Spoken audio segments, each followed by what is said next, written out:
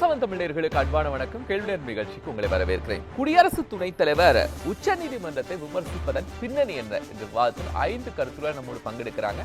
நான் கருத்துரையாளர்கள் உங்களுக்கு அறிமுகம் செய்கிறேன். திராவிட முன்னேற்ற கழகத்திலிருந்து திரு சேலம் தர்ணிதரன், பாரதிய ஜனதா கட்சியிலிருந்து திரு தூத்துக்குடி செல்வம், விடுதலை சிறுத்தை கட்சியிலிருந்து பாலசிங்கம், பத்திரிகையாளர் இந்திரகுமார் தேரடி, வலதுசாரி ஆதரவாளர் சரவண பெருமாள் ஐவர் இணைகிறாங்க. ஐவரை வரவேற்கிறோம்.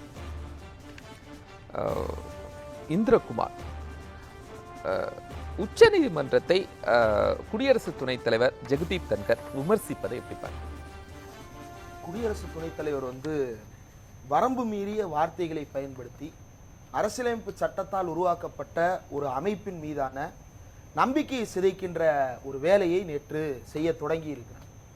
இந்தியா முழுவதும் இருக்கக்கூடிய பல்வேறு ஜனநாயக அமைப்புகள் நான் சொல்றது கட்சிகள் அல்ல, இந்திய ஜனநாயகத்தை காப்பதற்காக இந்தியாவுடைய அரசியலமைப்பு சட்டத்தாலும் நாடாளுமன்றத்தினாலும் உருவாக்கப்பட்ட அமைப்புகளின் மீதான நம்பிக்கையை இழக்க வைத்த வேலைகளை அவர்கள் கடந்த 10-11 ஆண்டுகளாக தொடர்ந்து செய்து வருகிறார்கள்.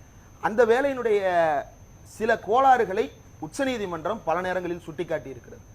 உதாரணத்திற்கு அமலாக்கத்துறை என்பது சர்வதேச அளவில் கருப்பு பண புழக்கம் என்பது தீவிரவாதத்தை நோக்கி நகர்த்துகிறது என்பதற்காக பன்னாட்டு கூட்டங்களின் மூலமாக உருவாக்கப்படுகின்ற ஒரு அமைப்பாக இருக்கிறது. அந்த அமைப்பின் மீதான நம்பிக்கையை சிதைக்கின்ற வகையில் லோக்கல் பாலிடிக்ஸுக்கு ஈடியை பயன்படுத்துவது அப்படின்ற இடத்தை நோக்கி பாஜக நகர்ந்தது. மும்பையில் இருக்கக்கூடிய ஒரு நீதிமன்றத்தை சேர்ந்த ஒரு நீதிபதி அந்த வழக்கு ஒன்றை விசாரிக்கும் பொழுது அரசியல் நோக்கத்தோடு ஈடி செயல்படக்கூடாது அப்படின்றத கண்டித்தது மட்டுமல்ல, உச்சநீதிமன்ற நீதிபதிகளே ஈடியினுடைய செயல்பாடுகளின் மீது பல நேரங்களில் கேள்வியை எழுப்பக்கூடியதை நம்ம பார்த்திருக்கோம். அதே போல இன்கம் டாக்ஸா இருக்கட்டும், எலெக்ஷன் கமிஷனா இருக்கட்டும், இப்படி பலரின் மீதும் உச்சநீதிமன்றம் கேள்வி எழுப்புகிறது. அப்போ தேர்தல் ஆணையரை எப்படி நியமிப்பது அப்படின்றதுல திருத்தம் செய்து தன்னுடைய கைப்பாவையாக ஒரு தேர்தல் ஆணையரை நியமிக்கக்கூடிய வழிவகைகளை செய்து விட்டார்கள்.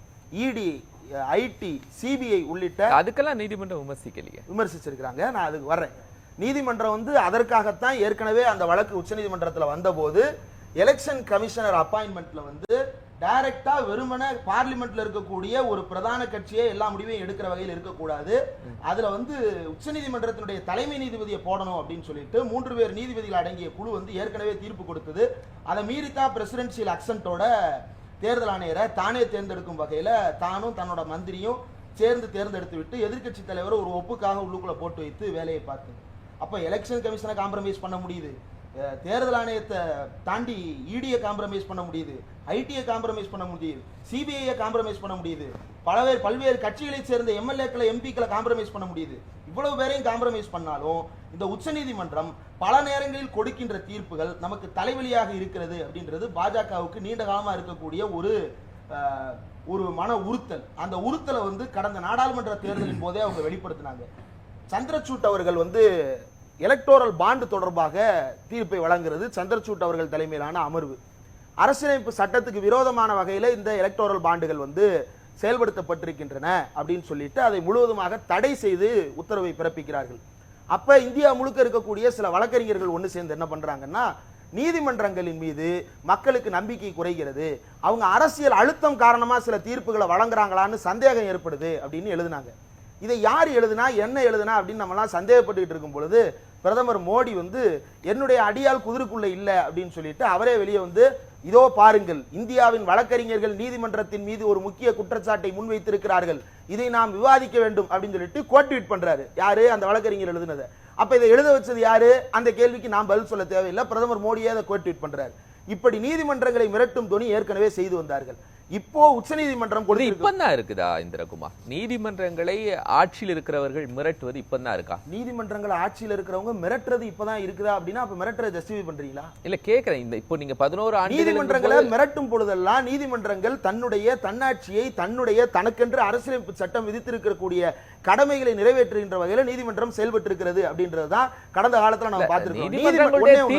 இந்த 11 ஆண்டுகளா தான் விமர்சிக்கிறாங்களா, அதுக்கு முன்னாடி விமர்சிக்கலையான்னு கேக்குறேன். நீதிமன்றத்தினுடைய தீர்ப்பு விமர்சிக்கிறது என்பது வேற, நீதிமன்றம் ஒரு வழிகாட்டுதலை வழங்கலாமா கூடாதா என்பதையே விமர்சிப்பது என்பது வேற. நீதிமன்றங்கள் என்பது சட்டம் இயற்றுகின்ற அதிகாரத்திற்குள் தலையிடக்கூடாது. அவர்கள் தலையிட போவதும் கிடையாது. சந்திரசூட் அவர்கள் சமீபத்தில் கொடுத்த பேட்டிகள் எடுத்து பாத்தீங்கன்னா தெரியும், நாங்க வந்து லா மேக்கர்ஸ் கிடையாது, நாங்க வந்து கான்ஸ்டிடியூஷனல் லைட்ல இந்த லா சரியா இருக்கா இல்லையான்றத பாக்குறவங்க தானே தவிர நாங்க சட்டத்தை உருவாக்க மாட்டோம் அப்படின்னு அவங்க சொன்னாங்க. ஜெகதீப் தன்கர் என்ன சொல்றாரு? ஜெகதீப் தன்கர் சொன்னதுல என்ன இருக்கக்கூடிய சிக்கல் அப்படின்னா, அரசியலமைப்பு சட்டத்தை எதுவுமே சொல்லலையே, சூப்பர் நாடாளுமன்றமான்னு கேக்குறாரு. நான் முடிச்சிரேன், நான் முதல்ல சொல்லி முடிச்சிரேன் என்னோட கருத்தை. Article 142 enforcement of decrees and orders of the Supreme Court and orders as to discovery etc. அப்படின்றதுதான் ஆர்டிகல் 142. அதாவது உச்சநீதிமன்றம் வந்து கொடுக்கக்கூடிய அரசியலமைப்பு சட்டம் சார்ந்த வழிகாட்டுதல் இந்தியா முழுவதும் செயல்படுத்தப்படுவது தொடர்பான ஒரு ஆர்டிகிள். அது இந்த ஆர்டிகிள் எதற்காக உருவாக்கப்பட்டது அப்படின்னா, ஒரு செக் அண்ட் பேலன்ஸுக்காக உருவாக்கப்பட்டது. உதாரணத்துக்கு இந்திரா காந்தி அவர்கள் தன்னுடைய ஆட்சி காலத்தின் பொழுது என்ன செஞ்சாங்க அப்படின்னா, ஒரு ஜூனியர் ஜட்ஜ் சுப்ரீம் கோர்ட் ஜட்ஜை வந்து சுப்ரீம் கோர்ட்டினுடைய உச்ச அதிகாரம் தலைமை நீதிபதியாக நியமிக்கின்ற வேலையை செய்தார். அப்பதான் உச்சநீதிமன்றம் என்ன சொல்லுதுன்னா, இது எப்படி சரியாக இருக்கும், உச்சநீதிமன்றமே தானே அதை நியமிக்க முடியும், உச்சநீதிமன்ற நீதிபதியும் இவங்களே தீர்மானிப்பாங்கன்னா அப்ப தடி எடுத்தவனெல்லாம் தண்டல்காரன், இவங்க வைக்கிறதா சட்டம், இதை கேள்வி கேட்கறதுக்கு நாதி இருக்க கூடாதுன்னு நினைக்கிறாங்களான்னு சொல்லிட்டு தான் கொலிஜியம் ஃபார்ம் பண்றாங்க. அது இன்னைக்கு ஸ்ட்ரக்சரலாக நடைபெற்றுக் கொண்டிருக்கிறது. அதுல இருக்கக்கூடிய குறைபாடுகளை விமர்சனம் பண்ணுவது என்பது வேற. ஆனா நீதிமன்றத்துக்கு என்று இருக்கக்கூடிய அரசியலமைப்பு சட்டத்தை பாதுகாக்கக்கூடிய கடமையவே கேள்வி கேட்கிறார் ஜெகதீப் தன்கர். இல்ல கடமையில சொல்றல, நீதிபதிகள் மேல யார் நடவடிக்கை எடுக்கிறது? டெல்லியில ஒரு நீதிபதி வீட்டுல பணம் கட்டுக்கட்டாக எடுக்கப்படுது, அவர் மேல ஒரு எஃப்ஐஆர் கூட ஃபைல் செய்யப்படல அப்படிங்கிற கேள்விகளை முன்வைக்கிறார்ல. இல்ல அவர் மேல கட்டுக்கட்டாக பணம் கைப்பற்றப்படுகிறது அப்படின்றது இருக்குது அப்படின்னா, அதுல வந்து அந்த மாநில அரசு யார் கைப்பற்றாங்க, என்ன அதிகாரம் இருக்குது, அது வழக்கு நடக்கட்டும், ரைட்டு. நீதிமன்றம் அவரை எங்க வச்சிருக்குது அப்படின்றதுதான கேள்வி. அதான் ஒரு எஃப்ஐஆர் கூட ஃபைல் பண்ணல. நீதிமன்றத்தை கேள்வியே கேட்க கூடாது அப்படின்னு யாருமே நீதிபதிகளை கேள்வி கேட்க முடியல. நீதிமன்றங்களை பல நேரங்கள்ல கடுமையான கேள்விகள் இதே அரங்கத்திலிருந்து நான் கேட்டிருக்கிறேன். நீதிமன்றத்தை அதான் நீங்க கேக்குறீங்க இந்திரகுமார், அததான் மக்களவை மாநிலங்களவையுடைய தலைவர் கேக்குறாரு. நீங்க முடிச்சிட்டீங்களா? நான் பேசலாமா? உங்களோட வாக்குவாதம் பண்றதுக்கு நான் வரல. என்னை முதல்ல என்னோட கருத்தை பிரசன்ட் பண்ண விடுங்க, அதுக்கப்புறம் நீங்க கேளுங்க, நான் பதில் சொல்றேன். உச்சநீதிமன்றம் தன்னுடைய வழிகாட்டுதல் ஒன்றை வழங்குகிறது. அந்த வழங்குற வழிகாட்டுதல்ல சட்ட ரீதியாக ஆட்சேபனை இருக்கு அப்படின்னா அந்த அமர்வு உட்காரும் போதே நீங்க கேள்வி கேட்டிருக்கணும். கவர்னர் தொடர்பான விவகாரத்துல கேஸ் நடக்குது. அந்த கவர்னர் தொடர்பான விவகாரத்துல 3 பேர் ஜட்ஜி விசாரிக்கிறாங்க. விசாரிக்கும் பொழுது இதை 3 பேர் ஜட்ஜி விசாரிக்க கூடாது அப்படின்னு உச்சநீதிமன்றத்தில் வந்து இந்த ஒன்றிய அரசு வாதத்தை முன் வச்சிருக்காங்களா? 5 பேர் அமர்வு தான் விவாதிக்கணும், 3 பேர் அமர்வு இதை எப்படி விவாதிக்கலாம் அப்படின்னு சொல்லிட்டு ஜட்ஜ்மெண்ட் வாசிக்கும் போதாவது அதை சொன்னாங்களா? சொல்லலையே. இப்ப ஜெகதீப் தன்கர் வந்து அதை பேசுவதற்கான காரணம் என்ன? இது அரசியல் உள்நோக்கத்தோடு ஜெகதீப் தன்கர் வெளிப்படுத்துகின்ற வாதம். இரண்டாவது, உச்சநீதிமன்றம் இப்போது கொடுத்திருக்கக்கூடிய வழிகாட்டுதல் என்பது யாரோ கொடுத்தது அல்ல. சரி, இவங்க சொல்ற வாதத்தின்படியே வச்சுக்குவோம். ஒரு குடியரசுத் தலைவருக்கு உச்சநீதிமன்றம் வழிகாட்டுதல் வழங்குவதா அப்படின்னு சொல்லி கேட்கிறாங்க. குடியரசுத் தலைவருக்கு உச்சநீதிமன்றத்தினுடைய தலைமை நீதிபதி கொடுக்க முடியாத வழிகாட்டுதலை யார் கொடுக்கிறா அப்படின்னா மினிஸ்ட்ரி ஆஃப் ஹோம் அஃபேர்ஸ் கொடுக்குது. ஹோம் அஃபேர்ஸ்ல யார் கொடுக்குறான்னு தெரியுமா? Under secretary home affairs department. என்ன சொல்றாங்க? ஹோம் அஃபேர்ஸ் டிபார்ட்மெண்ட்ல இருந்து அபிஷியல் மெமரண்டம் அனுப்புறாங்க. யாருக்கு? குடியரசுத் தலைவருக்கு. யார் சைன் பண்ணி அனுப்புறாங்க? அண்டர் செக்ரட்டரி சைன் பண்ணி அனுப்புறாரு. என்னன்னு அனுப்புறாங்க? நாங்கள் அனுப்பக்கூடிய கோப்புகளின் மீது 15 நாட்களுக்குள் நீங்கள் முடிவெடுக்க வேண்டும் என்று குடியரசுத் தலைவருக்கு ஹோம் அஃபேர்ஸ் டிபார்ட்மெண்ட்ல இருக்கக்கூடிய ஒரு அண்டர் செக்ரட்டரி சைன் பண்ணி அனுப்புவாரு. அதை கோட் பண்ணி இந்த மாதிரி ஒரு உள்துறை அமைச்சகத்துடைய கோப்புகளை வந்து 15 நாள்ல முடிவெடுக்கிறீங்க, அதிகபட்சம் 3 மாசத்துக்குள்ள ரிப்ளை கொடுத்துறீங்க அப்படின்னா அதே விஷயத்த நீங்க ஏன் மாநில அரசுகளுக்கும் பொருத்திக்கிட கூடாது? இவ்வளவுதான் நீதிமன்றம் கேட்டது. இதுக்கு ஏன் குதிக்கிறாரு, குய்யோமுயன் குதிக்கிறாரு? ஜெகதீப் தன்கருக்கு இதுல 2 விஷயம் இருக்கு. அவர் ஒரு முன்னாள் கவர்னர், அந்த கவர்னராக இருந்து வழக்கறிஞர் உச்சநீதிமன்ற வழக்கறிஞர். அவர் அதுக்கு முன்னாடி என்ன வேணாலும் இருக்கலாம், அதுக்கு முன்னாடி ஒரு தனிநபராக கூட இருந்திருக்கலாம். அவர் வந்து உச்சநீதிமன்றத்தில் என்ன வேணாலும் செய்துட்டு போட்டோம். அவர் வந்து கவர்னராக வருகிறார். கவர்னராக வந்ததற்கு பிறகு அவருடைய செயல்பாடுகள் என்னவாக இருந்தது அப்படின்றதுதான். கவர்னராக வந்ததற்கு பிறகு அந்த மாநிலத்தை செயல்பட விடாமல் முடக்கினார் என்பது அந்த மாநில முதலமைச்சர் வைத்த குற்றச்சாட்டு. அப்ப ஏற்கனவே அவருக்கு ஒரு சந்தேகத்திற்குரிய பின்னணி இருக்கு. அவர் இப்ப துணை குடியரசுத் தலைவர் வர்றாரு. அப்போ தன்னுடைய பாஸ்ட், தன்னுடைய பிரசன்ட், தன்னுடைய ஃபியூச்சர்ல இருந்து அரசியல் நோக்கத்திற்காக நான் மறுபடியும் கேட்பது ஒரே ஒரு கேள்விதான். ஒரு home affairs under secretary sign பண்ணி குடியரசுத் தலைவருக்கு கால நிர்ணயம் பண்றாரு, பிரெஸ்கிரைப் பண்றாரு. அதை கோட் பண்ணி இதே காலத்திற்குள்ள நீங்க முடிவெடுத்தா என்னன்னு உச்சநீதிமன்றம் சொல்லுச்சுன்னா உச்சநீதிமன்றம் மட்டும் அயோக்கியத்தனம் பண்ணுது, உள்துறை அமைச்சர் வந்து யோக்கியமான ஆளா? சரி, தூத்துக்குடி செல்வம் தொடர்ந்து பேசுவோம். இந்திரகுமார். உச்ச நீதிமன்றத்தை குடியரசு துணைத் தலைவர் ஒரு உச்சபட்சமான அதிகாரத்தில் இருக்கக்கூடியவர் ஒரு நீதிமன்றத்தை இப்படியான கேள்விகள் எழுப்பலாமா? நியூஸ் 7 தொலைக்காட்சி நிறுவனத்திற்கு, என்னுடைய சக பங்கேற்பாளர்களுக்கு, நெறியாளர் சகோதரர் கோபாலகிருஷ்ணனுக்கு, அதே போலவே தொழில்நுட்ப கலைஞர்களுக்கு என்னுடைய பணிவான வணக்கம். இதுல என்னன்னு கேட்டீங்கன்னா, நீதிமன்றமும் விமர்சனத்துக்கு அப்பாற்பட்டது அல்ல. நோ ஒன் இஸ் எபோவ் லா, அதை வச்சுக்கிடுங்க. அதே நேரத்துல மரியாதைக்குரிய மாண்புமிகு துணை குடியரசுத் தலைவர் அவர்கள் வந்து என்ன கேட்டிருக்காங்கன்னா, இந்த ஆர்டிகல் 142 இருக்கு பாருங்க, 142 வந்து அங்க வந்து அவங்க யூஸ் பண்ணும் போது, அந்த பவரை யூஸ் பண்ணும் போது, 142 பவரை யூஸ் பண்ணும் போது மாண்புமிகு உச்ச நீதிமன்றத்தினுடைய நீதியரசர்கள் என்ன பண்ணி இருக்கணும்னு கேட்டாங்க. இத கான்ஸ்டிடியூஷன் பெஞ்சுக்கு அவங்க என்ன பண்ணிருக்கணும், ஃபார்வர்ட் பண்ணிருக்கணும். கான்ஸ்டிடியூஷன் பெஞ்சோட டிஸ்கஷனுக்கு கொண்டு போயிருக்கணும். அதை விட்டுட்டு நான் ஒரே ஒரு வாதம் வைக்கிறேன். என்னுடைய அருமை நண்பர் இந்திரகுமார் பேரடிட்ட, நான் நாளைக்கு தமிழ்நாடு சட்டமன்றம் நடந்துகிட்டு இருக்கு. நாளைக்கு மறுநாள் செஷன் இருக்கு. நாளை மறுநாள் செஷன்ல முதலமைச்சர் அவர்கள் 110 விதியை, சிறப்பு விதியை பயன்படுத்தி தமிழ்நாட்டிற்கு தனிநாடு அந்தஸ்து தர வேண்டும், அல்லது 30 நாட்களுக்குள் இந்த ஆளுநரை திரும்ப, ஆளுநரை வந்து நாங்க வந்து மாநிலத்திலிருந்து நீங்க அனுப்பணும், ஆளுநர் வெளியே போகணும். செய்ய முடியுமா சார்? கேளுங்க, நான் ஒரு வாதத்துக்காக சொல்றேன். ஒரு வாதத்துக்காக இப்படி செஞ்சு ஒரு தீர்மானம் சட்டமன்றத்தில் அவரிடத்திலே பெரும்பான்மை இருப்பதால் அவர்கள் ஒரு தீர்மானத்தை நிறைவேற்றி ஆளுநருக்கு அனுப்பினால், ஆளுநர் திருப்பி அனுப்புறாரு, மறுபடியும் இவங்க தீர்மானத்தை நிறைவேற்றி அனுப்புறாங்கன்னா அதை ஒத்துக்கிடணும், அதை சட்டமாக்க வேண்டும், அந்த ஆளுநர் அசண்ட் கொடுக்கணுங்கிறது அவசியமான்னு பாருங்க. இது ஒரு சர்ச்சைக்குரிய விஷயம். தேவையில்ல. என்னங்க சொல்லுங்க நண்பர், சொல்லுங்க. தீர்மானத்தை ஆளுநருக்கு அனுப்ப மாட்டாங்க சார். சட்டத்தை தான் சார், சட்டம் ஏற்றி சட்டத்தினுடைய நகலத்தை அனுப்புறாங்க. தீர்மானம் தான் மசோதாவை அனுப்புறாங்கன்னு சொல்றாங்க. மசோதாவை ஆளுநருக்கு அனுப்புறாங்க. நண்பர் இந்திரகுமார், நீங்க ரொம்ப கொஞ்சம் தயவு செய்து நீங்க திமுகவுடைய பிரச்சார பேரங்கியாகவே இருந்து விட்டு போங்கள், எனக்கு ஆட்சேபனை இல்லை. நேரத்தில் விலை மதிப்பற்ற நேரத்துல குறிக்கிட கூடாது. அதாவது இன்னொரு விஷயம் என்ன கேட்டீங்கன்னா, இதை வந்து உச்ச நீதிமன்றம் என்ன செய்திருக்க வேண்டும் என்று சொன்னால், இதை அரசியல் சட்ட அமர்விற்கு அவர்கள் இதை பரிந்துரை செஞ்சிருக்கணும். அதை விட்டுட்டு ஆர்டிகல் 143 பாருங்க. அவர் 142 சொன்னாரு. ஆர்டிகல் 143 பாத்தீங்கன்னு சொன்னா, power of president to consult supreme court இருக்கு. அந்த பவர் ஆஃப் அவருக்கு உச்ச நீதிமன்றத்தோடு விவாதிப்பதற்கான அதிகாரம் மேலது குடியரசுத் தலைவருக்கு இருக்கு. நான் இன்னும் கூட ஒண்ணு சொல்றேன் சார், இவங்க நினைக்கிற மாதிரி இவங்களுக்கு தேவைப்பட்டா இதெல்லாம் எடுத்துக்கிடுவாங்க. இன்னும் கூட நான் என்னுடைய நண்பர் இந்திரகுமார் தேரடிக்கு தெரியும், ஒரு 15 நாளைக்கு முன்பு ஒரு வழக்குல மாண்புமே உயர் நீதிமன்றம், நீங்க இந்திரகுமார் தேரடிட்ட சொல்றீங்க, அவர் பதில் சொல்றதுக்கு நீங்க அனுமதிக்க மாட்டீங்களே? இல்ல, ஒரு விஷயம் நான் அவர் மூலமா உங்க மூலமா அவர்கிட்ட சொல்றேன்னு வச்சுக்கிறேங்க. அப்ப கோபாலகிருஷ்ணன் சொல்லுங்க, இந்திரகுமார் அப்புறம் பதில் சொல்லுவார்ல.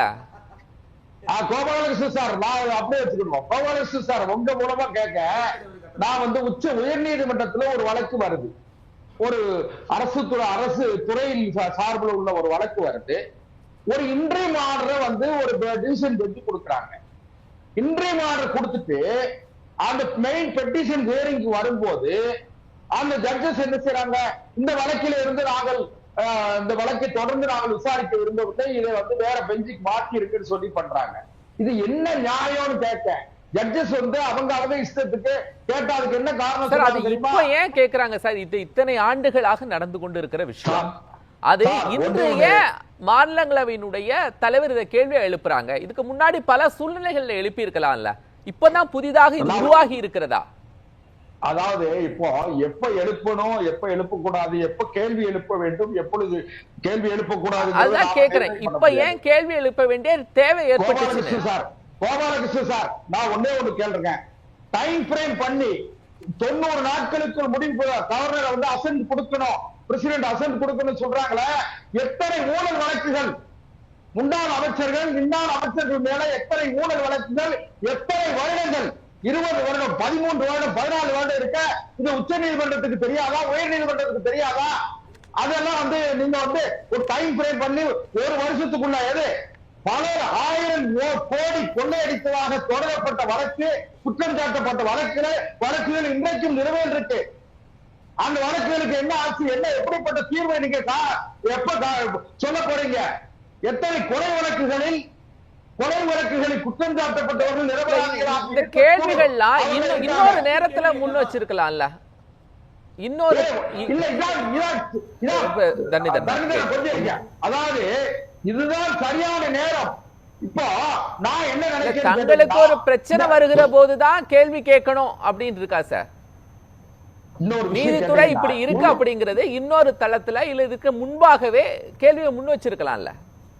நீங்க ஒரே ஒரு விஷயம் கேட்டீங்கன்னா, நீதி அரசர்கள் வந்து ஒரு கட்டத்தில் உச்ச நீதிமன்றம் ஒரு தவறான முன்னுதாரணத்தை ஏற்படுத்துகிறது என்று சொன்னால் அந்த நேரத்தில் அதை சேலஞ்ச் பண்ணுவாங்க, அதை வந்து டிஸ்கஸ் பண்ணுவாங்க. பேசுறது யாரோ கான்ஸ்டிடியூஷன்ல 142ல அவங்களுக்கு கொடுத்திருக்கக்கூடிய சிறப்பு அதிகாரம் தானே சார், அதுதானே அவங்க நடைமுறைப்படுத்துறாங்க. சிறப்பு அதிகாரத்தை இப்போ அது வந்து rarest of the rare cases எல்லாம் பயன்படுத்துறாங்க.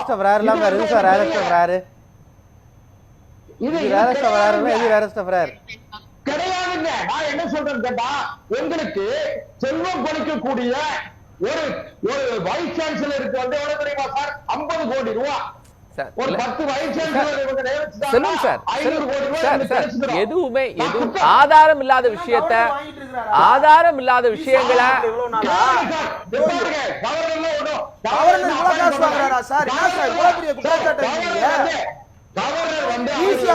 கவர்னர் 50 கோடி வாங்குறாரா?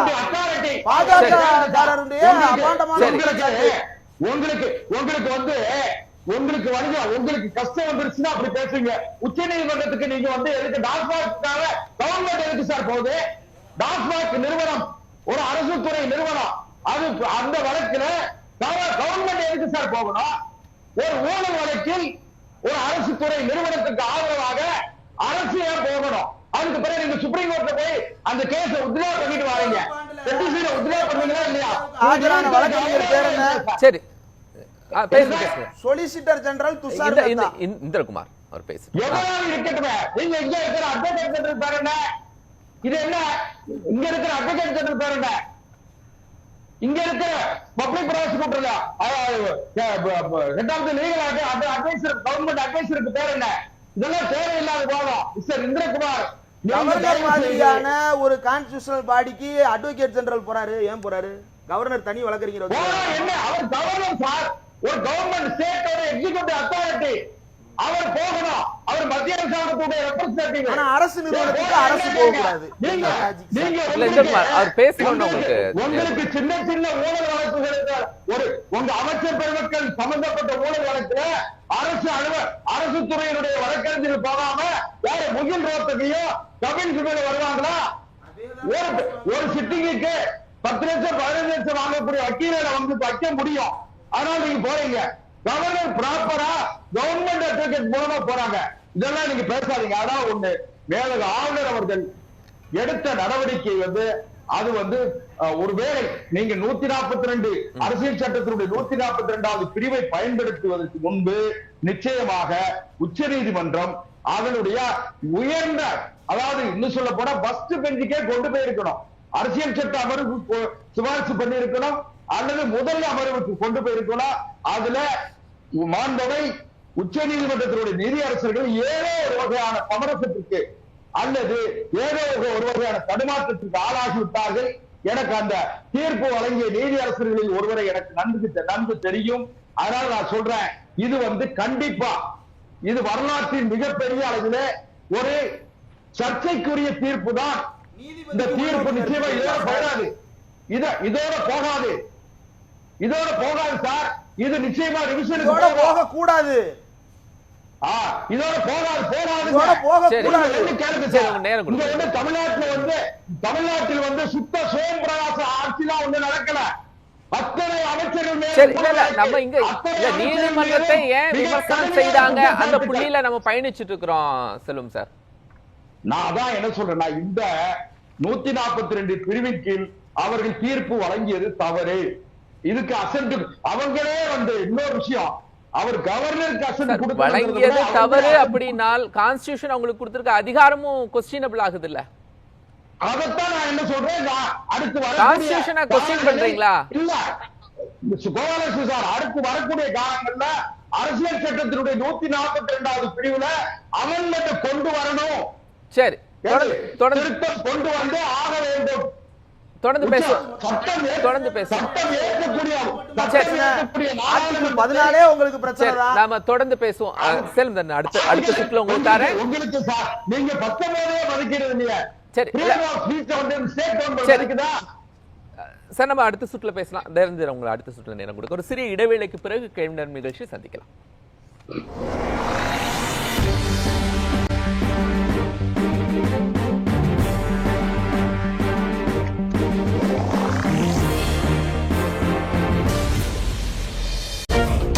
விளம்பர அரசியல் பண்றதுல நாங்க கிடையாது.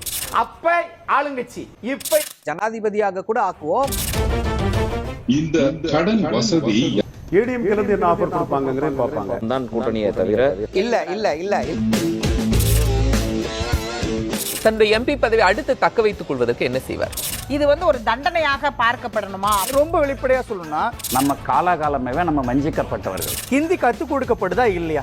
இருமொழி கொள்கையில படிச்சே எங்க பிள்ளைங்க நல்லா வளர்ந்துருக்குங்கிறாங்க. யார் அந்த தியாகி? இன்ன வரைக்கும் அது ஒரு கேள்வி இருக்கு. 1000 கோடி ஊழல். குடியரசு தத்துவத்திற்கும் எதிரான ஒட்டுமொத்த இந்தியாவுக்கு ஆபத்து வந்துருமோன்ற பயம் இருக்கு. இதை மத்திய அரசு எப்படி கையாளும்?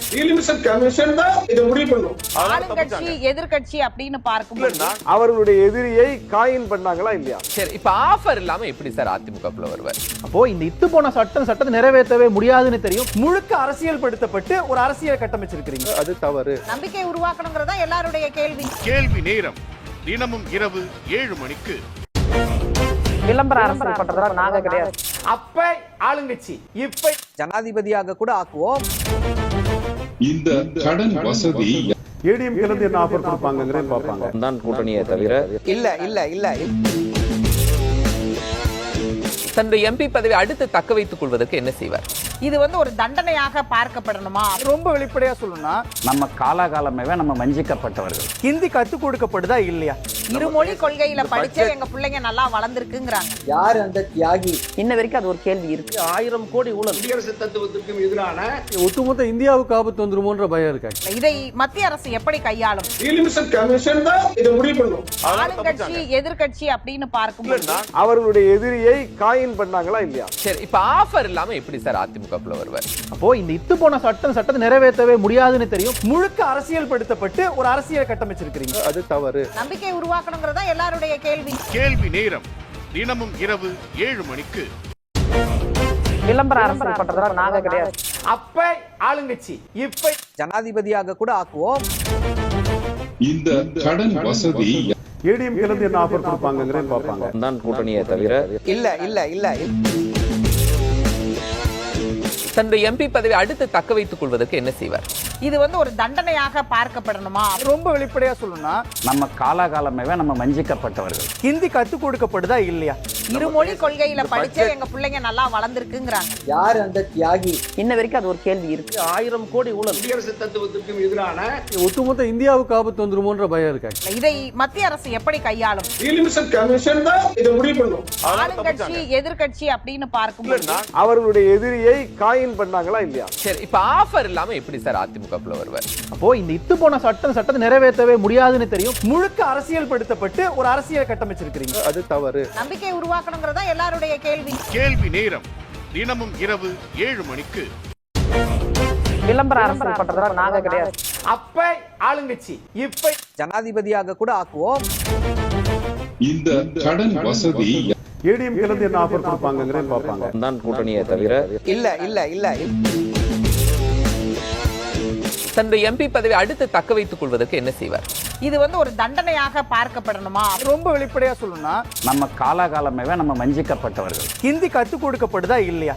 இருமொழி கொள்கையில படிச்ச எங்க பிள்ளைங்க நல்லா வளர்ந்துருக்குங்கிறாங்க. யார் அந்த தியாகி? இன்ன வரைக்கும் அது ஒரு கேள்வி இருக்கு. 1000 கோடி ஊழல் குடியரசு தத்துவத்திற்கும் எதிரான ஒட்டுமொத்த இந்தியாவுக்கு ஆபத்து வந்துருமோன்ற பயம் இருக்காங்க. இதை மத்திய அரசு எப்படி கையாளும்?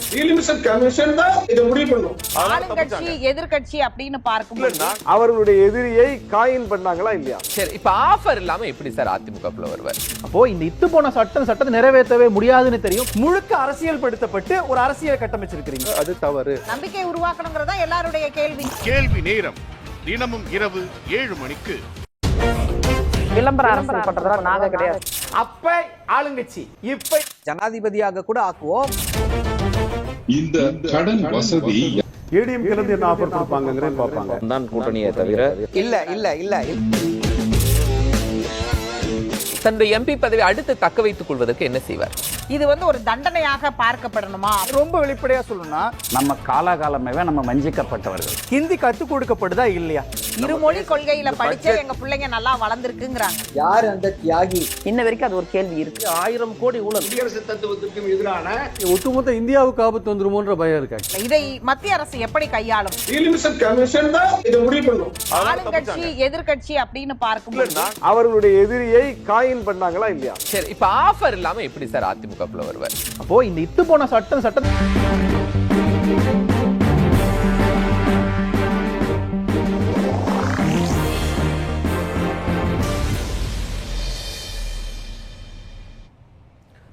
கேள்வி நேரம் தொடர்கிறது. சேலம் தரணிதரன், குடியரசு துணைத் தலைவரை தமிழ்நாடு ஆளுநர் சந்தித்ததை எப்படி பார்க்குறீங்க?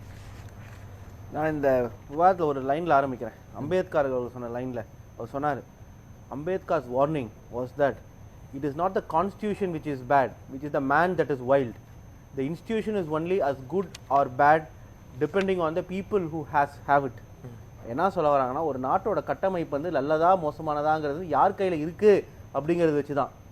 இந்த நாடு எப்படி ஆயிடுச்சுன்னு பார்த்தா குரங்கின் கையில் கிடைத்த பூமாலை மாதிரி.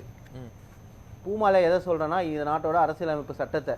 குரங்கு யாருன்னு மக்களுக்கு தெரியும், அதை நான் சொல்லலை, சரிங்களா? இப்போ இது இதோட ஒரு சாதாரண எக்ஸாம்பிள் எதுவுமே கிடையாது. ஒரு 8வது பிசிக்ஸ், ஆனா மக்கள் தானே வாக்களிச்சு இந்த அரசை, அதான் நான் சொல்றேன், அதே தான் நான் சொல்றேன். 8வது சிவிக்ஸ் உங்களுக்கு எக்ஸ்பிளைன் பண்றேன். 8வது கிளாஸ் சிவிக்ஸ். சரிங்களா சார்? இருங்க நான் சிவிக்ஸ் கிளாஸ் எடுத்துக்கோங்க. சிவிக்ஸ் கிளாஸ் எடுத்துக்கோங்க. வரேன் இருங்க. சொல்றேன் நிறைய நீங்க தயவு செய்து இதை அனுமதிக்காதீங்க. சரி நீங்க சொல்றீங்க, நான் உங்களை பேயின்னு சொல்லட்டுமா? ஏங்க யாருமே சொல்லீங்களே, மக்கள் முடிவு எடுத்துக்குவாங்க தானே சொன்னேன். மக்கள் யாரு வேணாலும் முடிவு எடுத்துக்காங்க. தரணிதரன் கூட நினைக்கலாம் அவங்க மக்கள். நீங்க ஒண்ணு சேர்த்து பண்றீங்க. நீங்க பாஜக சேர்த்துறவர் நீங்க உங்களை நினைச்சுக்கிறீங்க. நானா கூட இருக்கலாம், ஏன் இந்திரகுமார் கூட இருக்கலாம். மக்கள் புரிஞ்சுக்குவாங்க தானே சொன்னேன். சார் இப்ப நான் 8வது சிவிக்ஸ் கிளாஸ் சொல்லிடுறேன். ஜனநாயகம், டெமோக்ரஸினா என்ன? Indirect, direct, indirect, 2 type democracy இருக்கு. இப்போ இந்த தமிழ்நாட்டில் 8.4 கோடி மக்கள் இருக்காங்க. இப்போ ஜனநாயகம் என்ன, மக்களுக்கு என்ன நினைக்கிறாங்களோ அது சட்டமா ஏத்துறது. 8.4 கோடி மக்களையும் ஒரு இடத்துல உட்கார வச்சு சட்டம் போட முடியுமா? முடியாது, வாய்ப்பு இல்லை. ஏன்னா இடம் பத்தாது. அதனால என்ன சொல்றாங்கன்னா, அவங்க பிரதிநிதிகளை தேர்ந்தெடுப்பாங்க. இப்போ தமிழ்நாட்டில் 2 லட்சம் பேருக்கு ஒரு பிரதிநிதி, சரியா? ஒரு 1 லட்சத்துக்கு 2 லட்சம் பேருக்கு ஒரு பிரதிநிதி. அந்த பிரதிநிதி ஒரு இடத்துல உட்காந்து எந்த மக்கள் அவங்க வாக்களிச்சாங்களோ அந்த மக்களுக்காக அவங்க முடிவெடுப்பாங்க. அந்த முடிவெடுப்பாங்க, அவ்வளவுதான். அதான் சட்டமன்றம். இப்ப இந்த மக்களால் தேர்ந்தெடுக்கப்பட்ட சட்டமன்ற உறுப்பினர் முதலமைச்சர் தேர்ந்தெடுக்கிறாங்க, ஒரு அமைச்சரவை குழுவை உருவாக்குறாங்க. சோ இப்ப அந்த சட்டமன்றத்துல ஒலிக்கிற குரல் யாரோட குரல்? 8.4 கோடி தமிழ் மக்களோட குரல். அப்படி அவங்க மக்களால் தேர்ந்தெடுக்கப்பட்ட பிரதிநிதி மக்கள் சொல்றதை செய்யாம அவனுக்கு சொல்றதை செஞ்சுட்டு இருந்தானா, அவன் சாவர வரைக்கும் மக்கள் அவனை பிரதிநிதியா தேர்ந்தெடுக்க மாட்டாங்க. ஒருத்தர் மக்கள் குரலை சிறப்பா ஒழிச்சிட்டு இருந்தாருன்னா, மக்களுக்கு என்னத்தையோ செஞ்சுட்டு இருந்தா திருப்பி அதை மக்கள் அவர் தேர்ந்தெடுப்பாங்க. இப்ப நாங்க நீட்டுக்கு திராவிட முன்னேற்ற கழகமும் தமிழ்நாடு அரசும் வேண்டாம்னு சொன்னா, இது திமுகவோட தனி கொள்கை கிடையாது. தமிழ்நாட்டில் இருக்கிற 8.4 கோடி மக்களோட கொள்கை. என்ன கொள்கை? நீட் வேண்டாம். அதில் 0.01% பாஜக காரங்களா இருப்பாங்க, அவங்கள தவிர எல்லாரும் நீட் வேணாங்கிறாங்க. அதுதான் சட்டமன்றத்தில் நாம முடிவெடுக்கிறோம். இப்ப அதை எப்படி ஒரு ஆளுநரால் உட்கார்ந்துருக்க முடியும்? ஆளுநர் என்பவர் யாரு? ஆளுநர் என்பவர் ஒன்றிய அரசால நியமிக்கப்படுறவர், தேர்ந்தெடுக்கப்பட்டவர் இல்ல. ஒன்றிய அரசு எங்க மக்கள் வாக்களிச்சிருக்காங்களா? கிடையாது. இங்க வாக்கு சதவீதம் என்ன?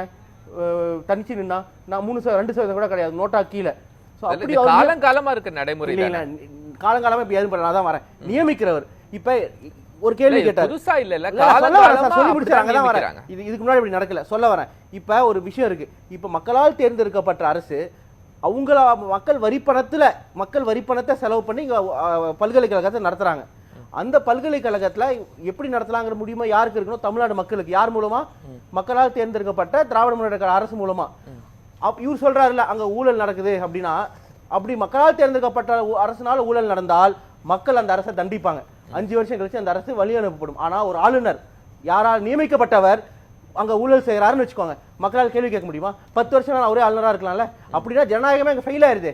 பேசிக் ஃபேப்ரிக் ஆஃப் டெமோக்ரஸியே ஆளுநர் முடிவு எடுத்தா முடிவாயிருது. கான்ஸ்டிடியூஷனல் டிபேட் இல்ல நிறைய விவாதிக்கப்பட்டது வந்து ஆளுநரோட பவர். அப்போ வந்து என்ன கேட்கறாங்க, ஆளுநரை பேசாம நம்ம தேர்தல் மூலமா தேர்ந்தெடுக்கலாமா அப்படின்னு. அப்போ வந்து அம்பேத்கர் அவர்கள் சொல்றாரு, தேர்தல் மூலமா தேர்ந்தெடுக்க கூடாதுங்க. ஏன்னா தேர்தல் மூலமா தேர்ந்தெடுத்தால் அவர் வந்து மக்களால் தேர்ந்தெடுக்கப்பட்ட சட்டமன்றத்தோட சேர்ந்து ஒரு பேரலல் அரசாங்கத்தை நடத்துவாரு. அதனால அவர் நியமிக்கப்படணும். எதனால இந்த சிஸ்டம் வருதுன்னா, நம்ம ஃபாலோ பண்றது வெஸ்ட்மின்ஸ்டர் சிஸ்டம் ஆஃப் டெமோக்ரஸி. அங்க வந்து ஒரு செரிமோனியல் ஹெட் இருப்பாங்க. அது எப்படி அங்க யூகேல இருந்து ஒரு வெஸ்ட்மின்ஸ்டர் சிஸ்டம். செரிமோனியல் ஹெட் வந்து கிங்கும் குவீனும் தான். அவங்களுக்கு வாரம் வாரம் போய் என்ன நடக்குதுன்னு சொல்லிட்டு வருவாங்க. ஒரு சட்டம் வந்ததுன்னா பாராளுமன்றத்தை பாஸ் ஆனதுக்கு அப்புறம் கிங்குக்கோ குவீனுக்கோ போவோம். அப்ப குவீன் இப்ப கிங் அவங்க உடனே கையெழுத்து போட்டுருவாங்க. உச்சநீதிமன்ற தீர்ப்புல அது எல்லாமே எழுதியிருக்காங்க. கனடால எப்படி போகுதுன்னு எங்கேயுமே வந்து கிங்கோ குவீனோ வந்து இல்ல நீங்க வந்து பண்றது தப்புன்னு சொல்ல மாட்டாங்க. எதனால அப்படி சொன்னால் அது வந்து மக்களாட்சி கிடையாது, அது வந்து மன்னராட்சி. அதனால அவங்க சொல்றதுக்கு மேபி அப்பப்ப சஜஷன்ஸ் மட்டும் கொடுப்பாங்க. வேணா ஏத்துக்கலாம், வேணா ஏத்துக்க வேணாம். சோ இங்க ஆளுநர் உட்கார்ந்து இருக்கிறது clear case of anti democratic activity. தீர்ப்பு வந்துருச்சு. இவங்க ரெண்டு பேருடைய சந்திப்பை எப்படி பாக்குறீங்க சார்? இவங்க ரெண்டோட சந்திப்பு வந்து ஒரு நாடகம், சரிங்களா? இவங்க இப்ப நான் வைஸ் பிரசிடென்ட் இருக்காரு. வைஸ் பிரசிடென்ட் எதற்காக இப்படி பேசணும்? ஒரே காரணம் தான். பாஜக ஆட்சியில ஆளுநரும் சரி ஜனாதிபதியும் சரி எல்லாருமே செய்தி தொடர்பாளர்கள் தவறா தெரியுது. வைஸ் பிரசிடென்ட் பேசினதுல எது தவறா தெரியுது? இல்ல இப்ப வைஸ் பிரசிடென்ட், பிரசிடென்ட், கவர்னர், இப்ப இந்த கவர்னர் எடுத்துட்டீங்கன்னா அவருக்கு தோன்ற கொள்கையை பேசுவார். நான் சொல்றேன், நான் அங்கதான் வரேன். எது தப்புன்னு சொல்றேன். செய்தி தொடர்பாக மாதிரி பேசுறேன். இது என்ன பண்றதுன்னா இது ஒண்ணும் கிடையாது, உங்களுக்கு தெரியாதெல்லாம் ஒண்ணும் கிடையாது. அவங்கள பொறுத்த வரைக்கும் இந்த வெர்டிக்ட் வந்துருச்சு. உச்சநீதிமன்றமே இவங்க பண்றது தப்புன்னு சொல்லிட்டாங்க. அதுல வேற கேட்டிருக்காங்க, ஏன் பாஜக ஆளாத மாநிலங்களை மட்டும் டிலே ஆகுது, பாஜக ஆளுற மாநிலத்துல அரை மணி நேரத்தோட நீங்க பில் கையெழுத்து போட்டு அனுப்புறீங்கன்னு கேள்வி கேட்டிருக்காங்க. அப்ப இந்த ஆளுநர்கள் எப்படி செயல்படுறாங்கன்னா பாஜகவோட செய்தி தொடர்பாளர்களா செயல்படுறாங்க. ஜனாதிபதிகளும் அப்படி செயல்படும் போது என்ன ஆகுதுன்னா, ஆளுநருங்கிற ஒருத்தர் முதல் குடிமகன்கிறதுனால அவருக்கு மீடியா கவரேஜ் அதிகம். அதனால ஒரு விஷயம் மக்களுக்கு போகுது. இப்ப சொல்ல வந்ததுக்கு என்ன காரணம், இந்த தீர்ப்பு அவங்க எதிர்பார்க்கல. இந்த தீர்ப்பு எதிர்பார்க்காத தீர்ப்பு, இந்த நெகட்டிவ் ப்ரொபகண்டா இருக்கு. அதை டிஸ்பெல் பண்றதுக்காக தான் ஜனாதிபதியை வைஸ் பிரசிடென்ட்டை கூப்பிட்டு இந்த மாதிரி பேசுகிட்டு இருக்காங்க. அவர் பேசியிருக்காரு. அவர் சொன்னது என்ன தப்புனா, ஜுடிஷியல் ஓவர் ரீச்சிங் சொல்றது தப்பு. இல்ல ஜனாதிபதியை கூப்பிட்டு பேச சொல்லி இருக்காங்களா? துணை ஜனாதிபதி வைஸ் பிரசிடென்ட் கூப்பிட்டு பேச சொல்லி இருக்காங்க. அவங்க பேசியிருக்காங்க. யாரு? ஒன்றிய அரசு. ஒன்றிய அரசு. ஆமா, இவங்க பேட்டர்ன் பாருங்க. தமிழ்நாடு மக்கள் புரியாத ஒண்ணு நீங்க இன்டர்பிரட் பண்ணாம ரெண்டுக்கும் பதில் சொல்றேன். இப்ப மக்கள் மத்தியில ஒரு பெர்செப்ஷன் உருவாயிருச்சு. என்ன பெர்செப்ஷன்? அப்பாப்பா உச்சநீதிமன்றமே சொல்றாங்க மோடி அரசு பண்றா தப்புன்னு. இது யூபி வரைக்கும் இந்த குரல் போயிருக்கு. இதை எப்படி வந்து அவங்களால சரி பண்ண முடியும்? பேசாமலேயே மத்திய அரசு ஆர்டினன்ஸ் கொண்டு வரலாம், ரிவ்யூ போகலாம், அவங்களுக்கு நிறைய ஆப்ஷன்ஸ் இருக்கு. துணை ஜனாதிபதியை கூப்பிட்டு இப்பெல்லாம் பேச வைக்கணும் தேவை இருக்குங்களா? எல்லா இடத்துலயும் அதான பண்றாங்க. பேட்டர்ன் பாருங்க. இங்க என்ன அவங்க கையில இன்னும் பவர்ஸ் இருக்குதே, இன்னும் எக்ஸ்ட்ரா பவர்ஸ் இருக்கு. பவர்ங்கிறது ஜனாதிபதி வச்சு பேச வைக்கணும். நான் பேசுறேன் வரேன். ரியல் டெமோக்ரஸில பவர் எங்க இருக்கு? மக்கள்கிட்ட. மக்கள் கிட்ட இதனால ஒரு நெகட்டிவ் நியூஸ் வந்துருச்சுன்னா துணை ஜனாதிபதி வைஸ் பிரசிடென்ட் பேச சொல்றது. பாயிண்ட் 1. பாயிண்ட் நம்பர் 2 நான் சொல்றேன். என்னென்ன பண்றாங்க கேளுங்க. முன்னாடி இந்த டைம்ஸ் டிபேட்டுக்கு போயிருந்தேன் வஃப் மசோதாக்கு. அந்த வஃப் மசோதா டிஸ்கஷன்ல கோர்ட் சொன்னது வந்து ஒன்றிய அரசு பண்ணது தப்புன்னு. ஆனா டிஸ்கஷன் டைட்டிலே வந்து எதிர்கட்சிகளுக்கு தலையில் உச்சநீதிமன்றம் கொட்டு வச்சுங்கிறாங்க. என்ன அது? உச்சநீதிமன்றம் சொன்னது வேற, டிபேட் வேற. எதுக்கா? இதெல்லாம் மக்கள் பெர்செப்ஷன் மாத்துறதுக்கு. அந்த பெர்செப்ஷன் மாத்திர வேலை தான் வைஸ் பிரசிடென்ட் பேச வச்சது. வைஸ் பிரசிடென்ட் பேசுறது என்ன தவறு அப்படின்னா, அவரு வந்து இந்திய அரசு புரியாம தப்பா சொல்றாரு. ஒரு வைஸ் பிரசிடென்ட் எப்படி பேச முடியும்? எப்படி அவர் புரியாம இல்ல நான் தான் உங்களுக்கு சிவிக்ஸ் கிளாஸ்லயே சொல்லிட்டேன். 8வது சிவிக்ஸ் கிளாஸ் நீதிமன்றத்தினுடைய வழக்கறிஞரா இருந்தவர். சார்ந்து புரியல அப்படின்னு எப்படி புரியல தான் நான் சொல்றேன். எல்லாம் புரியாத விஷயம் சொல்லணும். அவர் எங்க வேணா லாயரா இருக்கட்டும் சார்.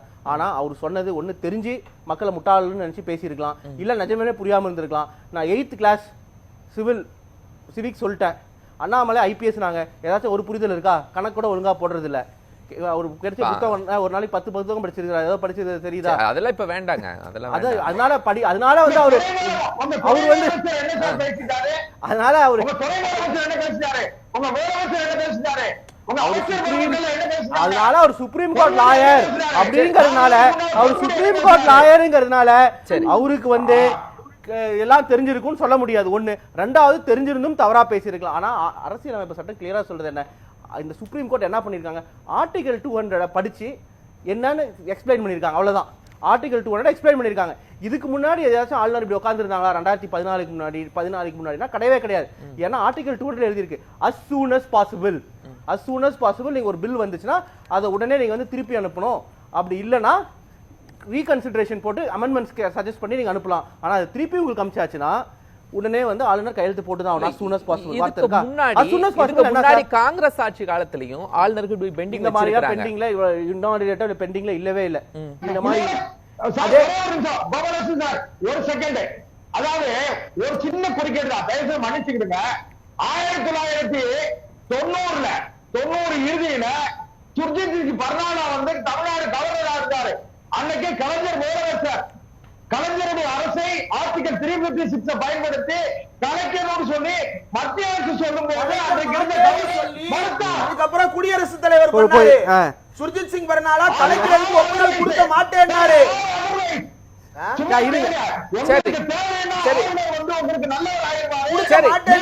சுர்ஜித் சிங் பர்னாலா நல்லவர், சுர்ஜித் சிங் பர்னாலா நல்லவர். அவரை நீதிமன்றம் இப்படி கொண்டல ரவி மாதிரி மண்டையில வீசுற அளவுக்கு கொண்டு வைக்கிற உச்சநீதிமன்றம். சார் நீங்க பேசுற விவாதம் எதுவும் சரியில்லை. முதல்ல அப்படி முன்னாடி நடக்கல. ரெண்டாவது வந்து நடந்திருந்தாலும் ஹிஸ்டரியை பார்த்து நம்ம கத்துக்கணும். அப்ப வந்து நான் ஒருத்தர் தப்பு செஞ்சாரு அதனால அந்த தப்பு நான் திருப்பி செய்வேன்னு சொல்றது வந்து எந்த விதத்திலும் நியாயம் கிடையாது. ஆனா திராவிட முன்னேற்ற கழகம் 1949 இருந்து இன்னைக்கு வரைக்கும் மாநில சுயாட்சிக்காக குரல் கொடுத்துட்டு தான் இருக்கு. அப்பயே அறிஞர் அண்ணா கேட்டாரா, எதுக்கு ஆட்டுக்கு எதுக்கு தாடி நாட்டுக்கு எதுக்கு ஆளுநர்னு கேட்டாரு. அதுல இருந்து நம்ம ஆளுநர் தேவையில்லைங்கிறத நம்ம பேசிட்டு தான் இருக்கோம். அதனால நீங்க கேட்கிற கேள்வி சம்பந்தம் இல்ல. ஆனா ஒரே விஷயம், ஜுடிஷியரி சம்பந்தம் இருக்கு. அதுக்கப்புறம் மத்திய அரசோட கூட்டணியில இருக்கும்போது நான் எப்படி சார் பேசுறது? இல்ல சம்பந்தம் இல்லைன்னு சொன்னீங்கல்ல, அதுக்கப்புறம் மத்திய அரசோடு பல ஆண்டுகள் கூட்டணியில இருக்கும்போது இதே கேள்வி எழுப்பி இருக்கணும்ல. எழுப்பி தான் சார் இருந்தா, யாரும் எழுப்பாம இருந்தா. அதனாலதான் நீட் வந்ததா, அப்ப நீட் வரல, சிஏ வந்ததா வரல, என்னாச்சு வருதா? ஏன் பாஜகவோட கூட்டணியில் இருந்தோம், பாஜக நீங்க பேசுறீங்க அவரு பேசுறாரு. செல்வம் சார் செல்வம் சரியா? இப்ப 99 இருந்து 2004 வரைக்கும் ஒரு தவறான கூட்டணி பாஜக கூட்டணி இருந்தோம். ஆனா எப்பயாச்சும் பாஜகவுல நம்மளோட கொள்கைக்கு எதிராக ஒரு விஷயம் செய்ய விட்டோமா? இல்ல. சிஏ அப்ப வந்ததா, என்ஆர்சி வந்ததா, ஆர்டிகல் 356 எடுக்கப்பட்டதா? எதுவுமே கிடையாது. எல்லாமே வந்து நம்ம சித்தாந்தப்படிதான் அப்ப அந்த ஆட்சியே நடந்தது. ஆனா அதிமுகவும் பாஜகவும் கூட்டணியில் இருந்தபோது என்ஆர்சி வந்தது, சிஏ வந்தது, நீட் வந்தது, ஆளுநர்கள் எப்படிலாம் செயல்படுறாங்க. அதனால நாம காங்கிரஸோட இருந்த போதும் சரி பாஜகவோட இருந்த போதும் சரி எப்பயுமே நாம வந்து மாநில சுயாட்சிக்கு தான் முக்கியம் கொடுத்துருக்கோம். முக்கியமான விஷயம் நான் சொல்லிடுறேன். இடியை பத்தி பேசும்போது இடி பத்தி என்ன சொன்னாங்க உச்சநீதிமன்றம்? நீங்க இடி வந்து போன மாசம் தான் சொல்லியிருக்காங்க என்ஃபோர்ஸ்மெண்ட் டைரக்டர் வந்து ஃபிஷிங் எக்ஸ்பெடிஷன்ல ஈடுபடக்கூடாதுன்னு. யாரை? என்ஃபோர்ஸ்மெண்ட் டைரக்டரேட் பத்தி சுப்ரீம் கோர்ட் ஃபிஷிங் எக்ஸ்பெடிஷன் மீன் பிடிக்கிற வேலை செய்யக்கூடாது. நிஜமேலுமே குற்றம் இருந்ததுன்னா நீ போ, குற்றம் இல்லைன்னா போகாதீங்க. இதெல்லாம் மீன் பிடிக்கிற வேலை குற்றம் இருக்குமா? இது டாஸ்மாக் சொன்னாங்க, இது அவருக்கும் சேர்ந்து சொல்றேன். ரெண்டாவது இல்ல அதெல்லாம் எஃப்ஐஆர் அடிப்படையில தானே போறாங்க. ஏங்க சுப்ரீம் கோர்ட் சொல்றது நான் சொல்றேன், அது நீங்க சுப்ரீம் கோர்ட் நீங்க கேள்வி 47 எஃப்ஐஆர் இருக்கு, அதன் அடிப்படையில தானே. அதே மாதிரி ஜஸ்டிஸ் ஓகா வந்து சொல்லிருக்காரு, என்ஃபோர்ஸ்மெண்ட் டைரக்டர் வந்து விண்டிக்டிவா செயல்படுறாங்க, பழி வாங்குறதுக்காக செயல்படுறாங்க, அப்படி செயல்படக்கூடாதுன்னு சொல்லியிருக்காங்க. மூணாவது சொல்றேன், என்ஃபோர்ஸ்மெண்ட் டைரக்டரேட் பாஜக வந்து மறைமுகமா எதிர்கட்சிகளை சிறக்கிறாங்கிறதையும் சொல்லியிருக்காங்க. அதே மாதிரி நீங்க வந்து இடி வந்து இன்வெஸ்டிகேஷனுக்காக வேணா ஒருத்தர் நீங்க லாக்அப்ல வச்சிருக்கலாம், ஆனா வந்து சரி கேஸ் போட்டு யாரையுமே லாக்அப் வச்சுக்க கூடாதுன்னு சொல்லி பவரையும் எடுத்திருக்காங்க இப்ப என்ஃபோர்ஸ்மெண்ட் டைரக்டர்னால. அதனால வந்து நீங்க சொல்ற மாதிரி உச்சநீதிமன்றம் சொல்லாம கிடையாது. ஆனா இது வந்து பேசிக்கான விஷயம். ஆளுநர் என்பவரும் சரி ஜனாதிபதி என்பவரும் சரி அவங்களோட டிசிஷன் எல்லாமே சுப்ரீம் கோர்ட்டுக்கு கீழே தான். இது எதனால இது பண்ணாங்கன்னா, ஒரு டெமோக்ரஸில செக்ஸ் அண்ட் பேலன்ஸ்ங்கிறது ரொம்ப முக்கியம். ஒரே பவர் எல்லாத்துக்குமே அப்சல்யூட் பவர் கொடுக்க முடியாது, சரிங்களா? அதனாலதான் வந்து ஜுடிஷியரி, லெஜிஸ்லேட்டிவ், எக்ஸிகியூட்டிவ் இருக்கு. அந்த பவர் செப்பரேஷன் அது பெரிய விஷயம் இருக்கு. சரவண பெருமாள், ஏன் திடீர்னு தமிழ்நாடு ஆளுநர் ஜெகதீப் தன்கர் இந்தியாவுடைய குடியரசு துணைத் தலைவரை சந்திக்கிறாங்க? அனைவருக்கும் மாலை வணக்கம். என்னுடைய பணிவான வணக்கங்களை தெரிவித்துக் கொண்டு தமிழ் கடவுள் முருகனோட திருவடிகளிலிருந்து என்னோட பொன்னான கருத்துக்களை உலக தமிழ் நெஞ்சங்களுக்கு தெரிவிக்கிறேன். அதாவது ஆளுநர் அவர்கள் ஏன் துணை ஜனாதிபதியை சந்திக்கிறார், ஏன் சந்தித்தார் அப்படின்னு நம்ம பார்க்கும்போது வந்து பாத்தீங்கன்னா, கவர்னர் மட்டும் சந்திக்கலைங்க, சீஃப் ஆஃப் த முப்படை தளபதிகள் ஹெட் ஸ்டாஃப் வந்து இன்னைக்கு சந்திச்சிருக்காரு. சரி, ஏன்னா கடந்த விவாதத்திலையும் இதை தான் நான் சொல்லணும்னு நினைச்சேன். அதாவது ஒரு தளபதிகளும் சந்திச்சாங்க. ஆனா தமிழ்நாடு ஆளுநர் மட்டும் தான் சந்திச்சாங்க, மற்ற மாநிலங்களுடைய ஆளுநர் சந்திக்கல. தமிழ்நாடு ஆளுநர் பர்టిక్యులரா சந்தித்ததற்கான காரணம் என்ன? அததான் நம்ம உங்களுக்கு சொல்ல வரப்போ, நீங்களே ஏற்கனவே சொல்லிட்டீங்க, அவர் வந்து ஒரு சுப்ரீம் கோர்ட் லாயராக செயல்பட்டவர். கபில் சிபலுக்கு ஈக்குவலா வந்து சுப்ரீம் கோர்ட்ல பல வாதங்களை ராஜஸ்தான்ல இருந்து அவர் வந்து வந்திருக்கிறார் லாயரா. சட்ட நுணுக்கங்களை நன்றாக தெரிந்தவர்.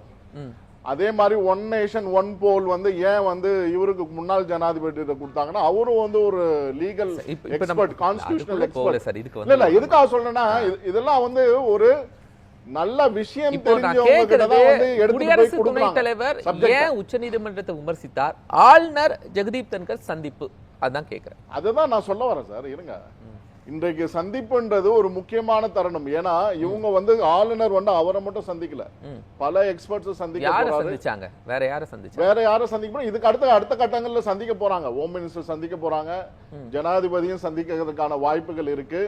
இவர்கிட்ட ஸ்பெசிபிக்கா என்ன அப்பாயின்மெண்ட்னு கேட்டீங்கன்னா, லீகலா அடுத்த லெவல்ல என்ன மூவ் பண்ணணும் அப்படின்றத ஆங்கிள் வந்து they would have discussed. அது ஒரு பாயிண்ட் நம்பர் 1. ஆளுநருக்கு எதிராக உச்சநீதிமன்றம் சொன்ன விஷயத்திற்காக லீகல் ஒப்பீனியன் கேட்கிறதுக்கு மாநிலங்களவை தலைவர் ஒப்பீனியன் சொல்றதோட லீகல் மூவ், அடுத்த கட்ட லீகல் மூவ் என்ன அப்படின்றத இப்போ 17ஆம் தேதி தன்கர் அவர்கள் வந்து ரொம்ப தெளிவா இந்த சுப்ரீம் கோர்ட் ஜட்ஜ்மெண்ட் என்ன நீங்க வந்து சூப்பர் பார்லிமெண்டா செயல்பட விரும்புகிறீர்களா அப்படின்னு கேள்வி எழுப்பி. பொதுவா லீகல் மூவ்ங்கிறது ஹோம் மினிஸ்ட்ரிட்ட தானே அவங்க கேக்குறீங்க, மாநிலங்களவை தலைவர்கிட்ட போறாங்க. அதாவது தன்கர் அவர்கள் வந்து அதாவது அவருடைய செயல்பாடுகள் நீங்க வெஸ்ட் பெங்கால் கவர்னரா இருக்கும் போதே நீங்க பாத்துருக்கலாம். 2 நாள் வந்து முடக்கப்பட்டது அசம்பிளி அவருடைய இதனால. அரசு படுகொலை எல்லாம் செய்யல, நீங்க படுகொலை எல்லாம் செய்யல. படுகொலைன்றது நீங்க எதை வச்சு சொல்றீங்க சொல்லுங்க பாக்கலாம். அப்ப நான் என்ன கேள்வி கேட்கிறேன், சுப்ரீம் கோர்ட் தீர்ப்பு 200ல கொடுத்திருக்கீல, 200ல வந்து 75 என்ன சொல்லுது, டிஸ்கிரிஷனே இருக்க கூடாதுன்னு சொல்லுதா? அப்ப ஏன் அதெல்லாம் நீங்க சொல்லல சுப்ரீம் கோர்ட் தீர்ப்பு? அதெல்லாம் கேள்வியில கேக்குறாரு. 361 என்ன சொல்லுது? அதெல்லாம் கேள்வியில கேக்குறாரு. 361 வந்து பிரசிடென்ட் ஜனாதிபதியும் கவர்னருக்கும் வந்து அவங்களோட இதுல வந்து நீங்க இது டிஸ்டர்பன்ஸ் பண்ணக்கூடாது, as soon as தான் சொல்லணுமே ஒழிய நீங்க 3 மாசம் காலக்கெடு விதிச்சதே இது வந்து லீகலா தவறு அப்படின்றது வள்ளி நாயகம் போன்ற முன்னாள் ஜட்ஜுகள் வந்து இத பத்தி பேசியிருக்காங்க. நீங்க வந்து 3 மாசம் காலக்கெடு விதிப்பதற்கு உங்களுக்கு ரைட்ஸே கிடையாது. 142 பிரகாரம் உங்களுக்கு ரைட்ஸ் இருக்கும் போது 361 பிரகாரம் வந்து கவர்னர்களுக்கும் ஜனாதிபதிக்கு ரைட்ஸ் இருக்கு. அது இல்லாம இன்னொரு குளறுபடி என்னன்னா, நீங்க வந்து பிரசிடென்ட் ஆபீஸ கூப்பிட்டு நீங்க இத வந்து வினாவி இருக்கணும். எதனால நீங்க வந்து ஒரு கவர்னர் அனுப்பிச்ச ஃபைல வந்து நீங்க முடிக்க மாட்டேங்கிறீங்க? இதெல்லாம் வந்து கோர்ட்ல கூப்பிட்டு கேட்காமயே நீங்க வந்து தலையில கொட்டு வைக்கிறாங்க. யாருக்கு தலையில கொட்டு வச்சுக்கிறீங்க? 140 கோடி மக்களுடைய தலையில கொட்டிக்கிட்டே இருக்கீங்க இந்த மாதிரி கோர்ட்டுக்கு போய். அதுதான் அருமையா கேட்டாரு யாரு, தன்கர் அவர்கள் அருமையா கேட்டாரு. 100 கோடி ரூபாய் வந்து ஒரு ஜட்ஜினுடைய வீட்டுல வந்து எரியுது, எனக்கு தெரியாதுன்றாரு. அதுக்கப்புறம் இது எனக்கு வந்து எப்படி வந்ததுன்னு தெரியாது, சிசிடிவி கேமராவை பாக்குறாங்க. உடனடியா சுப்ரீம் கோர்ட் என்ன அவரை வந்து இடமாற்றம் செய்யறாங்க. இதெல்லாம் என்ன கேலி கூத்து?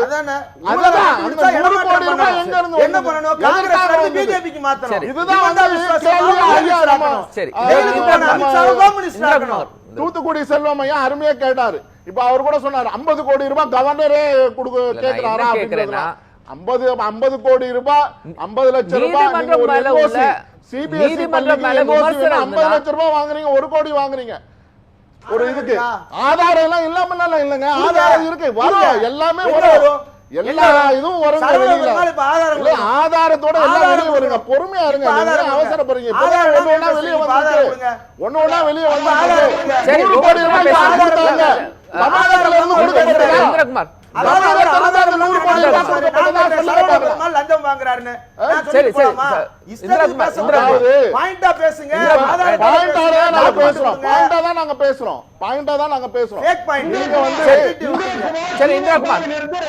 தூத்துக்குடி செல்வம் சார், இல்ல கொஞ்சம் அமைதியா இருங்க. தூத்துக்குடி செல்வம் சார் அமைதியாங்க. அதாவது வேண்டாம் அமைதியா இருங்க. அதாவது 100 கோடி ரூபாய் என்ற கேள்வியை எழுப்பி இருக்காரு. இதெல்லாம் காரணங்கள் இருக்கிறதுனால அதை எழுப்பி இருக்காரு ஒரு துணை ஜனாதிபதியா இருக்கக்கூடிய. அவர் டைனமிக்கா செயல்படக்கூடியவர். அந்த அது விஷயம் மட்டும் இல்லாமல் நீங்க கேட்ட கேள்வி சரவண பெருமாள் சார், நான் சொல்றேன், ஒருவேளை டெல்லியில நீதிபதிக்கு அந்த மாதிரி சூழல் எஃப்ஐஆர் ஃபைல் பண்ணலன்னா நீங்க எப்பவும் கேட்டிருக்கணும், எத்தனை நாட்களுக்கு முன்னாடி கேட்டிருக்கணும். இன்னைக்கு ஏன் கேக்குறீங்கன்னு கேக்குறேன். இல்ல அப்பத்துல இருந்து கேட்டுட்டு தானே சார் இருக்கும். துணை ஜனாதிபதி என்ன கேட்டாரா? துணை ஜனாதிபதியால 21 யார் கேட்டீங்க? யார் கேட்டீங்க? அந்த விஷயமே 21 மார்ச் அன்றைக்கு ஊடகம் வாயிலாக வெளியே வரும்போது தான் யார் கேட்டாங்க? பூதாகரமாக வெளியே வருது. யார் கேட்டாங்க? யார் கேட்டாங்கன்னா பிஜேபி அப்பயே வந்து கேள்வி எழுப்பி யார் கேட்டாங்க? பிஜேபில யார்? பிஜேபியினுடைய தலைவர் கேள்வி எழுப்பி இருக்காங்க. யார் சார்? புரியுதுங்களா? யார் கேட்டாங்கன்னா நீங்க எல்லா தலைவரும் கேள்வி இந்திரகுமார் அவர் தெரிஞ்சாதான் சொல்லிருக்காரு. ஒரு எல்லாருமே 4-5 பேருக்கு கேட்டிருக்காங்க. ஏன் கேட்கல? வேற சொல்லுங்கன்னா சொல்ல மாட்டீங்க நீங்க. இப்போ ஜனாதிபதி அததான் வந்து வழிமுறைக்கு கேட்டிருக்காரு. பேர் தெரியாது. நீங்க என்னங்க இது என்ன நீங்க என்ன டெஸ்டா வைக்கிறீங்க? நான் கேட்கல, அவர் கேட்டாரு, நெறியாளர் கேட்டாரு. நெறியாளர் கேக்குறாருங்க, இருங்க பதில் சொல்றேன். அததான் வந்து வழிமொழிஞ்சு இப்ப விபி தன்கர் வந்து சொல்லியிருக்காரு. அதனால இந்த குளறுபடிகள்லாம் இப்போ அவ்வளோ அக்கறையா இருக்கக்கூடிய சுப்ரீம் கோர்ட்டாக இருந்தாலும் சரி, எந்த கோர்ட்டா இருந்தாலும் சரி, சுவமோட்டாவை கையில வச்சுக்கிட்டு நீங்க பத்திரிகை வர செய்தியை வச்சுக்கிட்டு ஆக்ஷன் எடுக்கலாம். ஆனா நீங்க வந்து செயல்பாடுகள் எப்படி இருக்கிறது அப்படின்னு பாத்தீங்கன்னா ஒரே கேள்வி நான் கேட்கிறேன். ஒரே கேள்வி தான். பேச்சை வந்து மகாராஷ்டிரால பதிவு ஒரே கேள்வி தான். ஏன் ஃபைல் பண்ண மாட்டீங்க? ஒரே கேள்வி, அது பதில் சொல்லிட்டு ஒரே கேள்வி.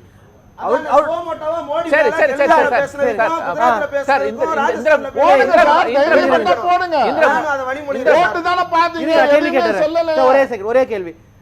ஆளுநரும் ஜனாதிபதியும் மக்களால் தேர்ந்தெடுக்கப்பட்ட சட்டமன்ற அனுப்புற மசோதாவை 3 வருஷம் வரைக்கும் கையெழுத்தே போடாம அனுப்பாம வச்சிருக்கிறது சரியா தவறா? சரியா தவறா? அது மட்டும் சரியா இல்ல தவறா?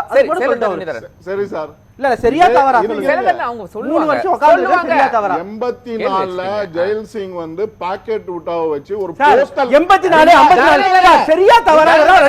ரெண்டே பதில் தான் இருக்கு. நீங்க பேசுங்க. சரியா நீ கீமு கீப்பிங்ல நான் போல சரியா தவறா?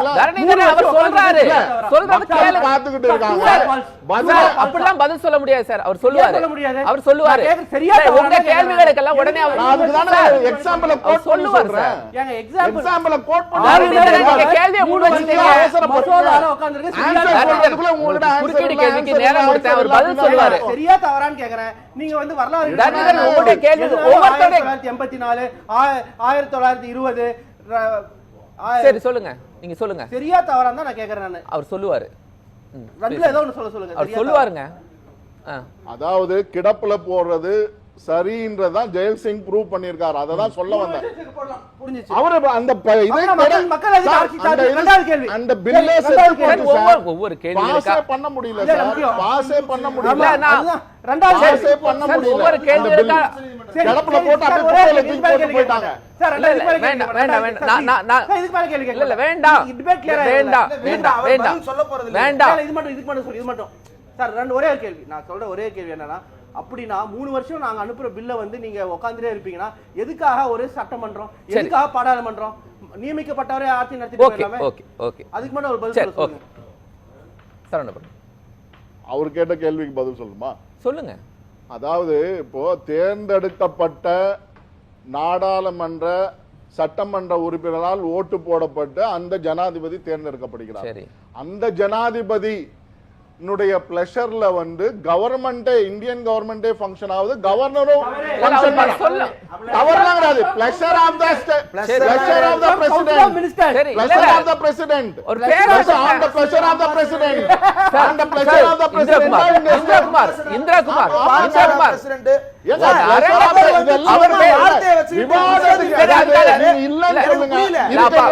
அவர் பேச அனுமதிக்க வேண்டாமா? அவர் பேச அனுமதிக்க வேண்டாமா? இல்ல அவர் பேச அனுமதிக்கலாமா வேண்டாமா? இல்ல பொய்யங்க சொல்றோம். On the pleasure of the state. நீங்க என்ன சொல்றீங்க? On the aid of the ministers, council of ministers சொல்றீங்க. அது என்னது? On the pleasure of the aid of the council of ministers, governor is function சொல்றீங்க. அததானே நான் சொல்ல வந்தேன் உங்களுக்கு. அததான் இப்ப நீங்க ஒத்துக்கிறீங்க பாத்தீங்களா? கான்ஸ்டிடியூஷன்ல pleasure of the pleasure of தி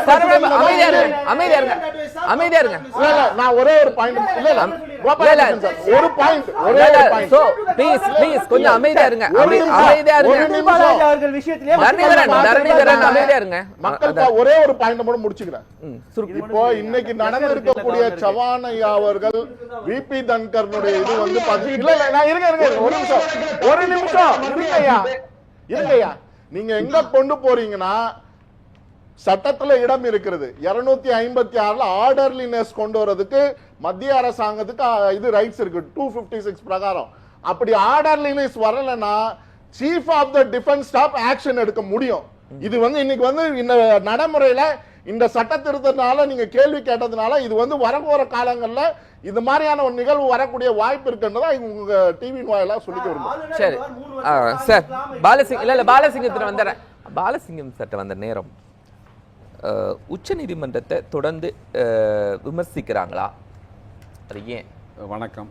உச்ச நீதிமன்றத்துக்கும் நாடாளுமன்றத்துக்கும் இப்போ வந்து நடைபெறக்கூடிய சர்ச்சை மட்டுமில்லை, இது தொடர்ந்து நாடாளுமன்றத்துக்கு பவர் இருக்கா ஜுடிஷியரி பவர் இருக்கான்ற கேள்வி வந்து தொடர்ந்து கேள்வி எழுப்பப்பட்டு வருது. எவ்வளோ நாளா? எவ்வளோ காங்கிரஸ் ஆட்சி காலத்திலும் அது இருந்தது, இப்போ அது தொடருது. ஆனால் இப்போ குறிப்பாக வந்து பாரதிய ஜனதா ஆட்சிக்கு வந்த பிறகு நாடாளுமன்றமும் நீதிமன்றமும் எப்படி நடந்துக்கிட்டு இருக்காங்கன்னு தெரியும். இப்போ வந்து உச்ச நீதிமன்றத்தினுடைய நீதிபதிகள் வந்து ஜனாதிபதியை வந்து கொஸ்டின் பண்ணிட்டாங்க, அவங்கள டிஸ்ரெஸ்பெக்ட் பண்ணிட்டாங்க, அவங்களுக்கு வந்து டைம் ஃப்ரேம் பண்ணிட்டாங்க அப்படின்னு தான் கேள்வி எழுப்புறாங்க. அதுக்காக தன்கர் வந்து இவ்வளோ பேசுகிறாரு. அந்த தன்கர் புதிய நாடாளுமன்றம் திறந்த போது இந்த நாட்டினுடைய ஃபர்ஸ்ட் சிட்டிசன் ஆஃப் இந்தியா அவங்க வரலையே, அதை பற்றி பேசினார் அவரு. தன்கர் ஏன் பேசல? ஒரு பழங்குடி சமூகத்தை சேர்ந்த ஒரு பெண்மணி முதல் சிட்டிசன், அவங்க நாடாளுமன்றத்தை திறக்கும் போது வரலையா? அப்ப கேள்வி எழுப்பினார? ஏன் கேள்வி எழுப்பல? சரி, இப்போ நீதிபதிகள் இப்போ இந்த நீதிமன்றத்தின் மேல உச்ச நீதிமன்றத்தின் மேல நீதிபதிகள் சொன்ன அந்த தீர்ப்பின் மேல வந்து பேசுறாங்கல்ல எல்லாருமே. ராமர் கோயில் தீர்ப்பு எழுதுகிற போது ராமர் கோயில்ல அந்த தீர்ப்பு எழுதிய நீதிபதிகள் என்ன சொன்னாங்க? ராமர் கோயில் பாபர் மசீதி கீழே இருந்த இடம் வந்து இந்து கோயில் கிடையாது, அது ஒரு கட்டுமானத்தில் வந்து வெறும் பில்டிங்கு, அது வந்து இந்து கோயில் சம்பந்தம் இல்லை, அதுதான் உண்மை அப்படின்னு சொல்லிட்டு நம்பிக்கையின் அடிப்படையில் தீர்ப்பு எழுதியிருக்காங்க. அப்போ ஏன் வந்து இவங்கெல்லாம் பாயல? அந்த நீதிபதிகள் மேலே ஏன் பாயல? நீதிமன்றத்தின் மேலே ஏன் பாயல? இப்போ உண்மையாகவே அரசியலமைப்பு சட்டத்தின் அடிப்படையில் அரசியலமைப்பு சட்டம் தான் எல்லாவற்றுக்கும் தலையானது, தலையாய விதி. இந்த நாட்டினுடைய தலையாய விதி என்பது அரசியலமைப்பு சட்டம் தான். செய்வாங்க சார் மத்திய அரசு. Let me finish. அப்போ அரசியலமைப்பு சட்டத்துக்கு உட்பட்டு தான் இங்க இருக்கக்கூடிய ஜுடிஷியரி, எக்ஸிகியூட்டிவ், லெஜிஸ்லேட்டிவ் எல்லாமே இயங்குது. ஒன்றுக்கு ஒன்று தொடர்புடையது. அதே சமயத்தில் ஓவர்லேப் ஆகிற போது அரசியலமைப்பு சட்டம் குறுக்க வரும். இப்போ இப்போ ஒரு சட்டம் கொண்டு வந்தாலோ, ஒரு மாநில அரசோ அல்லது மைய அரசோ வந்து ஒரு சட்டம் கொண்டு வந்தாலும் அந்த சட்டம் அரசியலமைப்பு சட்டத்துக்கு உட்பட்டதா இருக்கணும் அப்படின்னு தான் வந்து நீதிமன்றம் பார்க்கும். அப்போ அரசியலமைப்பு சட்டத்தை யார் பாதுகாப்பாங்க?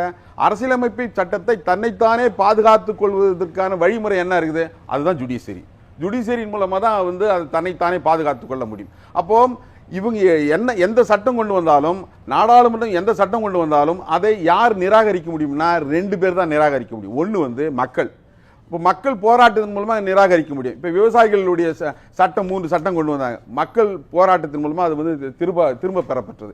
இன்னொன்று நீதிமன்றம், உச்ச நீதிமன்றம் தான் அதை கொஸ்டின் பண்ண முடியும்.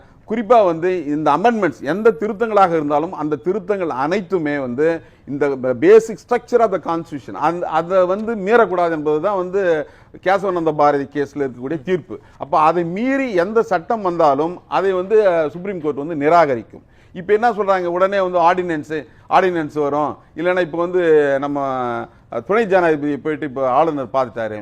என்னை பொறுத்த வரைக்கும் என்ன சொல்லியிருக்காங்க? ஆளுநர் துணை ஜனாதிபதி பார்த்துட்டாரு. ஆளுநர் போய் துணை ஜனாதிபதியை போய் சந்திச்சார். இப்போ அதனுடைய நோக்கம் நான் என்னவா இருக்கேன்னா, நான் வெஸ்ட் பெங்கால கவர்னராக இருந்தேன், இப்போ நான் வந்து அங்கே நடந்ததுனால என்ன துணை ஜனாதிபதி ஆயிட்டாங்க, நீ இதே மாதிரி பண்ணிட்டு இருக்கிற, அதனால நீயும் துணை ஜனாதிபதி ஆயிடுவ அப்படின்ற மாதிரியான என்னதான் அந்த மாதிரியான எண்ணம் தான் எனக்கு தோன்றுது. 2 பேருமே RSS ஆல் வளர்க்கப்பட்டவர்கள். RSS உடைய கருத்து, RSS ஊழியராக தான் அவங்க வந்து வேலை செய்யறாங்க. மாநிலங்களவையில் அவர் எப்படி நடந்துக்கிறாரு? அவர் அங்க டெமோக்ரஸியை வந்து ப்ரொவைல் பண்ண விடுறாரா? டெமோக்ரஸி ஜனநாயக அடிப்படையில் அங்க அந்த அவையை நடத்துறாரா? அங்க பிஜேபி பேசுகிற போது ஒரு மாதிரியும் எதிர்க்கட்சிகள் ஜனநாயகமா சொல்லக்கூடிய கருத்துக்களுக்கு தடை விதிக்கிறார். இதே இவர் பேசுறாரு 150 எம்பிகளை வந்து டிஸ்மிஸ் பண்ணிட்டு சட்டங்களை கொண்டு வந்தாங்க. அப்ப ஏன் வாய் முடியிருந்தாரு? அப்ப ஏன் வாய் திறக்கல? அதாவது தன்கர் அவர்களும் ஆர்என் ரவி அவர்களும் ரெண்டு பேருமே ஒரே மாதிரியான கேரக்டர் தான்.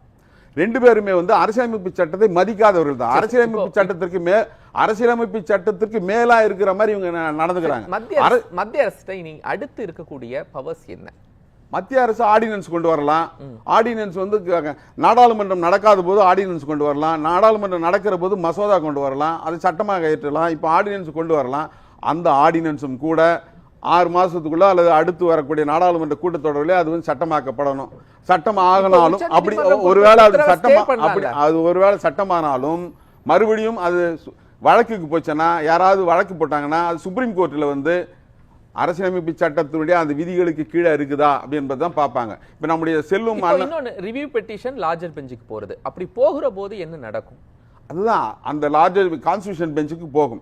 கான்ஸ்டிடியூஷன் பெஞ்சுக்கு போகும்போது கான்ஸ்டிடியூஷன்ல என்ன எதுக்காக சொல்லப்பட்டிருக்குதோ அதுக்கு நேர்மாறா இருந்ததுன்னு வச்சுக்கோங்க. ஃபார் எக்ஸாம்பிள் வக்ஃப் போர்டு திருத்த சட்டம் ஒட்டுமொத்தமா அரசியலமைப்பு சட்டத்துக்கு எதிராக இருக்குது. இங்க நடந்துட்டு இருக்கிற ஆர்என் ரவி ஆளுநருடைய பிரச்சனை வந்து ஒட்டுமொத்தமா அரசியலமைப்பு சட்டத்துக்கு எதிராக இருக்குது. as soon as possible தோழர் சொன்னார். as soon as possible என்ன? as soon as possible என்ன பொருள்? அதுக்கு ஒரு அவசரமா ஒரு சிகிச்சைக்கு ஒருத்தன் வரான், அவனை வந்து 2 வருஷம் காத்திருப்பீங்களா? சிகிச்சை கொடுப்பீங்களா? அப்புறம் தான். அப்போ மக்களுடைய பிரச்சனைகளுக்காக மக்களால் தேர்ந்தெடுக்கப்பட்ட ஒரு அரசு ஒரு மசோதாவை அனுப்புகிற போது நீங்க வந்து அரசியல் சட்டத்தில் உங்களுக்கு என்ன சொல்லி இருக்குதோ அதெல்லாம் நீங்க செய்யணும். உங்களுக்கு தனிப்பட்ட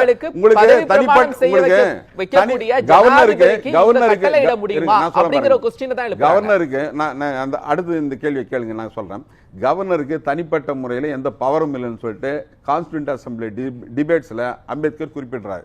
அம்பேத்கர் குறிப்பிடுகிற போது கவர்னர் எல்லாம் எப்படியெல்லாம் அப்பாயிண்ட் பண்ணலாம் அப்படின்னு கேள்வி எழுப்பிருக்கும் போது நாமினேட் பண்ணலாம், எலெக்ஷன் வைக்கலாம். அப்படி இல்லாம அந்த ப்ரொவின்ஸில் இருக்கக்கூடிய அந்த கவர்மெண்ட், அந்த இப்போ தமிழ்நாடு கவர்மெண்ட் ஒரு பேனல் செட் பண்ணி அனுப்பலாம் அப்படின்றதெல்லாம் அந்த கருத்தை முன்வைக்கிறார். அப்போ அவர் சொல்லும்போது சொல்றாரு, we felt that the powers of the governor were so limited, so nominal, his position is so ornamental. இதுதான் அவர் சொல்லியிருக்காரு, அம்பேத்கர் சொல்லியிருக்காரு. இதை பற்றி கவர்னரை பற்றி அப்பாயின்மெண்ட்டை பற்றி அவர் சொல்லியிருக்காரு. அப்போ இப்போ நம்ம இவர் செல்வம் சொல்றாரு, அவர் என்ன சொல்றாரு, வழக்குகளை வந்து எவ்வளவு வருஷம் வேணாலும் வழக்கு இருக்குது நீதிமன்றத்தில், அதுக்கு ஏன் டைம் ஃப்ரேம் இல்லைன்றாரு. வழக்கு என்பது வேற, மசோதா என்பது வேற.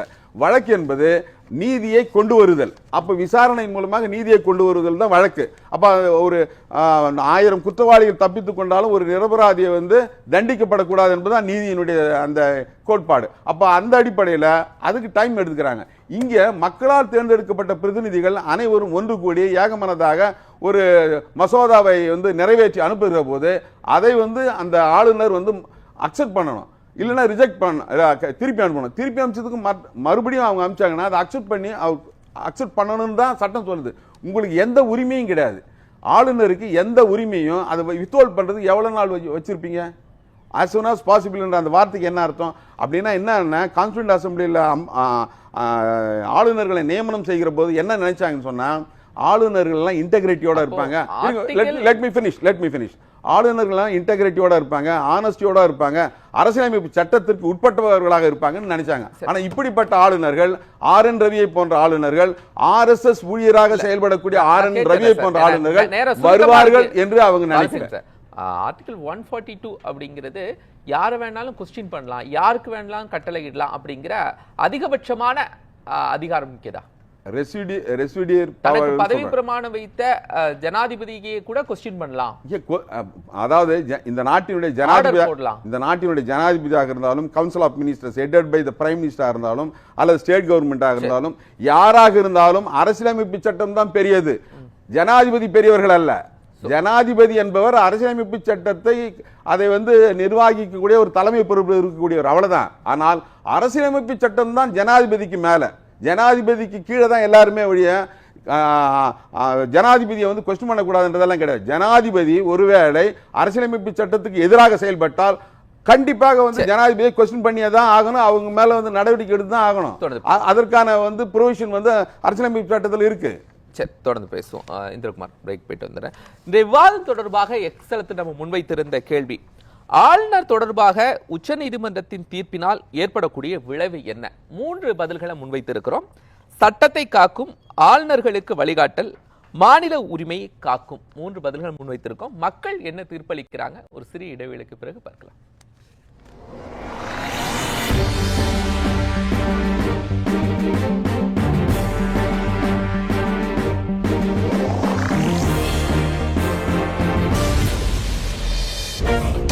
விளம்பர அரசியல் பண்றதுல நாங்க கிடையாது. அப்ப ஆளுங்கட்சி, இப்ப ஜனாதிபதியாக கூட ஆக்குவோம். இந்த கடன் வசதி ஏடிஎம் கிளந்து என்ன ஆஃபர் கொடுப்பாங்கங்கறத பாப்பாங்க. தான் கூட்டணியை தவிர இல்ல தன்னுடைய எம்பி பதவி அடுத்து தக்க வைத்துக் கொள்வதற்கு என்ன செய்வார்? இது ஒரு தண்டனையாக பார்க்கப்படணுமா? ரொம்ப வெளிப்படையா சொல்லணும்னா நம்ம காலாகாலமாவே நம்ம வஞ்சிக்கப்பட்டவர்கள். ஹிந்தி கத்து கொடுக்கப்படுதா இல்லையா? இருமொழி கொள்கையில படிச்ச எங்க பிள்ளைங்க நல்லா வளர்ந்துருக்குங்கிறாங்க. யார் அந்த தியாகி? இன்ன வரைக்கும் அது ஒரு கேள்வி இருக்கு. 1000 கோடி ஊழல், குடியரசு தத்துவத்திற்கும் எதிரான ஒட்டுமொத்த இந்தியாவுக்கு ஆபத்து வந்துருமோன்ற பயம் இருக்காங்க. இதை மத்திய அரசு எப்படி கையாளும்? கமிஷன் தான் இதை முடிவு பண்ணும். ஆளுங்கட்சி எதிர்கட்சி அப்படின்னு பார்க்கும்போது அவர்களுடைய எதிரியை காயின் பண்ணாங்களா இல்லையா? சரி, இப்ப ஆஃபர் இல்லாம எப்படி சார் அதிமுகக்குள்ள வருவார்? அப்போ இந்த இத்து போன சட்டத்தை நிறைவேற்றவே முடியாதுன்னு தெரியும், முழுக்க அரசியல் படுத்தப்பட்டு ஒரு அரசியல் கட்டமைச்சிருக்கிறீங்க. அது தவறு. நம்பிக்கை உருவாக்கணுங்கிறதா எல்லாருடைய கேள்வி. கேள்வி நேரம் தினமும் இரவு 7 மணிக்கு. விளம்பர அரசியல் பண்றதுல நாங்க கிடையாது. அப்ப ஆளுங்கட்சி, இப்ப ஜனாதிபதியாக கூட ஆக்குவோம். இந்த கடன் வசதி ஏடிஎம் கிளந்து என்ன ஆஃபர் கொடுப்பாங்கங்கறத பாப்பாங்க. தான் கூட்டணியை தவிர இல்ல தன்னுடைய எம்பி பதவி அடுத்து தக்க வைத்துக் கொள்வதற்கு என்ன செய்வார்? இது ஒரு தண்டனையாக பார்க்கப்படணுமா? ரொம்ப வெளிப்படையா சொல்லணும்னா நம்ம காலாகாலமாவே நம்ம வஞ்சிக்கப்பட்டவர்கள். ஹிந்தி கத்து கொடுக்கப்படுதா இல்லையா? இருமொழி கொள்கையில படிச்ச எங்க பிள்ளைங்க நல்லா வளர்ந்துருக்குங்கிறாங்க. யார் அந்த தியாகி? இன்ன வரைக்கும் அது ஒரு கேள்வி இருக்கு. 1000 கோடி ஊழல், குடியரசு தத்துவத்திற்கும் எதிரான ஒட்டுமொத்த இந்தியாவுக்கு ஆபத்து வந்துருமோன்ற பயம் இருக்காங்க. இதை மத்திய அரசு எப்படி கையாளும்?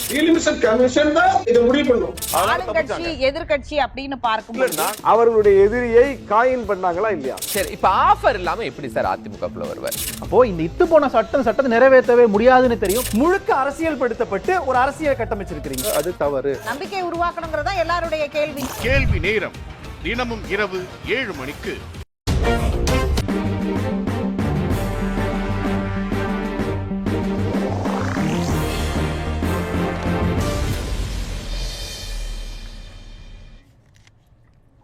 கேள்வி நேரம் தொடர்கிறது. ஆளுநர் தொடர்பான உச்சநீதிமன்றத்தின் தீர்ப்பினால் ஏற்படும் விளைவு என்ன அப்படின்னு எக்ஸல் நம்ம கேள்விகளை முன்வைத்திருந்தோம். மக்கள் என்ன தீர்ப்பளித்திருக்கிறாங்க பார்க்கலாம். ஆளுநர்களுக்கான வழிகாட்டல் என 4% பேரும், சட்டத்தை காக்கும் என 6% பேரும், மாநில உரிமையை காக்கும் என 90% பேரும் வாக்களித்திருக்கிறாங்க. சேலம் தர்ணிதரன். மக்கள் தெளிவா கரெக்டா சொல்லியிருக்காங்க, எந்த மாற்று கருத்தும் இல்லை. இப்போ இன்னொரு விஷயம் நாங்கள் சொல்லணும், இதில் முதலமைச்சரோட பெருந்தன்மையை காமிக்குது. எதனால பெருந்தன்மைனா 2020 அப்போ ஒரு மசோதா அனுப்புகிறாங்க அதிமுக ஆட்சி, fisheries university doctor Jayalalithaa fisheries university மாற்றணும்னு. அந்த பில்லுமே பெண்டிங்கில் தான் இருந்தது. நமக்கு திரும்பி அமிச்சும் போது அதை நம்ம அப்படியே இருக்கட்டும், ஜெயலலிதா அவருக்கு அம்மையார் பேர்லேயே இருக்கட்டும்னு சொல்லி நம்ம முதலமைச்சர் திருப்பி பாஸ் பண்ணி அனுப்புறாரு. அந்த பெருந்தன்மை, இந்த கேஸ் ஜெயிக்கிறதுக்கும் ஒன்று, ரெண்டாவது அந்த அம்மையார் கொடுத்த மரியாதையும். இன்னொரு விஷயம் இவங்க சொல்றாங்கல்ல 142 தப்பா யூஸ் பண்றாங்க, 142 யூஸ் பண்றாங்க. ராமர் ஜன்மபூமிக்கு 140 ஒர்க் பண்ணி தான் சுப்ரீம் கோர்ட் வேர்டிக்ட் கொடுத்தாங்க. அப்பெல்லாம் சிரிச்சாங்க. ஏன் கோவில் விவகாரத்தில் உச்சநீதிமன்றம் சொல்லிட்டாங்க அப்படிங்கிறாங்க. அப்போ உச்சநீதிமன்றம் வேணும், அவங்களுக்கு எதிராக சொல்லிட்டா உச்சநீதிமன்றம் வேண்டாம். சரி, தூத்துக்குடி செல்வம். அது அரசியல் சட்டத்தை நம்ம பாலசிங்கம் சொன்னாங்க, அரசியல் சட்டம் தான் பெருசுன்னு சொன்னாங்க. அரசியல் சட்டத்தை எப்பொழுதெல்லாம் தவறாக பயன்படுத்தப்படுகிறதோ அப்பொழுதெல்லாம் அரசியல் சட்டத்துல திருத்தம் கொண்டு வந்திருக்காங்க. இதுவரை ஏறக்குறைய 125 முறை அரசியல் சட்டம் திருத்தப்பட்டிருக்கிறது. அது குறிப்பா காங்கிரஸ் காலத்துல ஒண்ணு. ரெண்டாவது 1975 ஜூன் 25 1975 ஜூன் 25 ஒரு நள்ளிரவில் அம்மையார் இந்திரா காந்தி அவர்கள் அரசியல் சட்டத்தினுடைய அனைத்து செயல்பாடுகளையும் முடக்கிவிட்டு எமர்ஜென்சி டிக்ளேர் பண்ணாங்க. ஓவர் நைட் யாராலும் ஒண்ணும் பண்ண முடியல. ஒண்ணு. ரெண்டாவது, ஒரு கட்டத்தில் அவசியம் ஏற்பட்டால் ஒரு மாநில அரசு தவறு செய்கிறது, ஊழல் செய்கிறது, மக்களுக்கு விரோதமாக நடக்கிறது என்று சொன்னால் அரசியல் சட்டத்தினுடைய 356வது பிரிவு தேவைப்பட்டால் 355ஐயும் 356ஐயும் பயன்படுத்துவதற்கு ஆளுநர் சிபாரிசு செய்ய முடியும் என்பதையும் நீங்க மனசுல வச்சுக்கிட்டு ஆளுநர் தான் அந்த ஸ்டேட்டோட ஹெட். சரி, நன்றி. ஆளுநரை கேட்கறதுக்கு பிரசிடென்ட் கேட்கறதுக்கு இல்ல உச்ச நீதிமன்றத்துக்கு எந்த தார்மீக உரிமையும் இல்லை. நன்றி நன்றி இந்திரகுமார். முதல்ல நீங்க கேட்ட அந்த குடியரசுத் தலைவரால பதவி பிரமாணம் செய்து வைக்கப்படுகின்ற ஒரு நீதிபதி எப்படி குடியரசுத் தலைவர் கட்டளையிட முடியும்? நான் அப்படி ரிவர்ஸ்ல கேட்கிறேன். குடியரசுத் தலைவருக்கே பதவி பிரமாணம் செய்து வைக்கின்ற உச்சநீதிமன்ற நீதிபதினு எடுத்துக்கலாம். குடியரசுத் தலைவருடைய அண்டர்டேக்கிங் ஓத் வாசிக்க போறது வந்து இவர் தான், சீஃப் ஜஸ்டிஸ் ஆஃப் இந்தியா தான். இது ஒண்ணு. ரெண்டாவது, தீர்ப்பிலேயே 2 கமிஷனுடைய அறிக்கை சுட்டிக்காட்டப்பட்டிருக்கிறது. யாரிடமிருந்து இந்த அதிகாரத்தை பெற்றது இந்த நீதிமன்றம் அப்படின்னு கேட்கிறாங்கல்ல, 2 அறிக்கை. ஒன்னு 1983 அமைக்கப்பட்ட சர்க்காரியா கமிஷன். அந்த கமிஷனுடைய அறிக்கைகளை அந்த கமிஷன் மட்டுமல்லாமல் பூஞ்சி கமிட்டியினுடைய ரெக்கமெண்டேஷனையும் 2யுமே காங்கிரஸ் அமைத்திருந்தாலும் அந்த 2யும் அமல்படுத்த வேண்டும் என்று 2012 குரல் கொடுத்தவர் நரேந்திர தாமோதர தாஸ் மோடி.